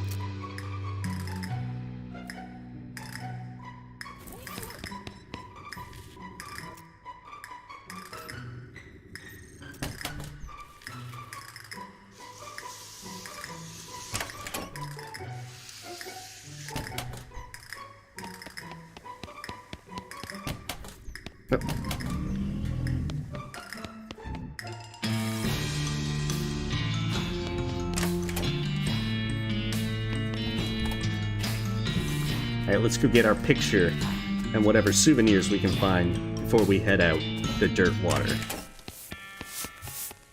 Alright, photos. Give me a photo. Thanks again for your help. What an ordeal. No problem. How's the itching? More or less better. I mean, hygiene is what it is in this day and age, you know? Would you like a souvenir photograph? Wait, why are you charging me? I saved you.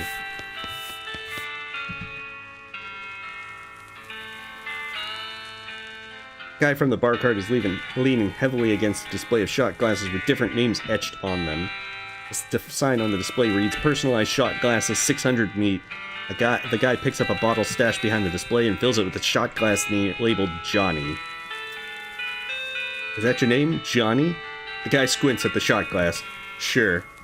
He knocks back the shot and tosses the glass over his shoulder before picking up and filling another one.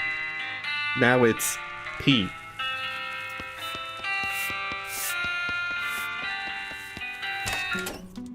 I feel very disappointed that they're charging me. However, park invalidation. Hello again. Oh, hey, it's you. Hey, they let you smoke in here? Let's just say they haven't successfully stopped me. Why sneak off to the carriage house to smoke if you can do it in here while you're working? I'll give you a hint. I don't like working. Can you validate my parking? Didn't you say you got here in a ghost carriage? That's right. Those don't actually take up space, so it doesn't count as parked. Ah. Sweet. Alright, we saved Ghost Manor Place.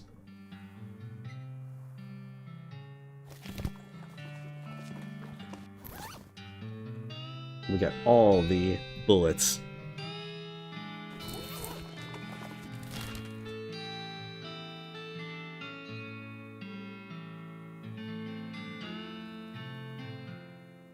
Huh.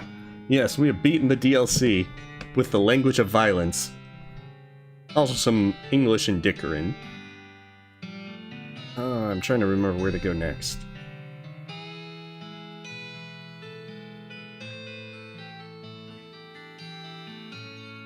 It's also 1 a.m. I realize that might be a good stopping point for it. We may not have gotten the Necromancer's Tower, but we at least got the DLC. I don't know, maybe I'll play again another time, but I know that with other things like Gleamlight coming out next Thursday, I might stream that for Saturdays for a little bit and see how that goes. So, but maybe we'll continue with West of Loathing another time, or something else. So, since it's 1 in the morning, I'm gonna call it here, and then we'll pick up on Wednesday with more Hollow Knight. So, at the very least, I've had a lot of fun with West of Loathing, and I don't know, maybe I'll try it again, because I know folks mentioned the hard mode. I'm not sure if I would do hard mode as a stream, or if I'd just play it just for fun. But I'll figure something else out. How about that? So, needless to say, thank you all very much with the stuff with West of Loathing, the suggestion to play it. I had a lot of fun with it. And pretty much it is what it is. We will pick up on Wednesday. And so, thank you guys. You have a wonderful night. Stay safe, stay healthy. And see you next time.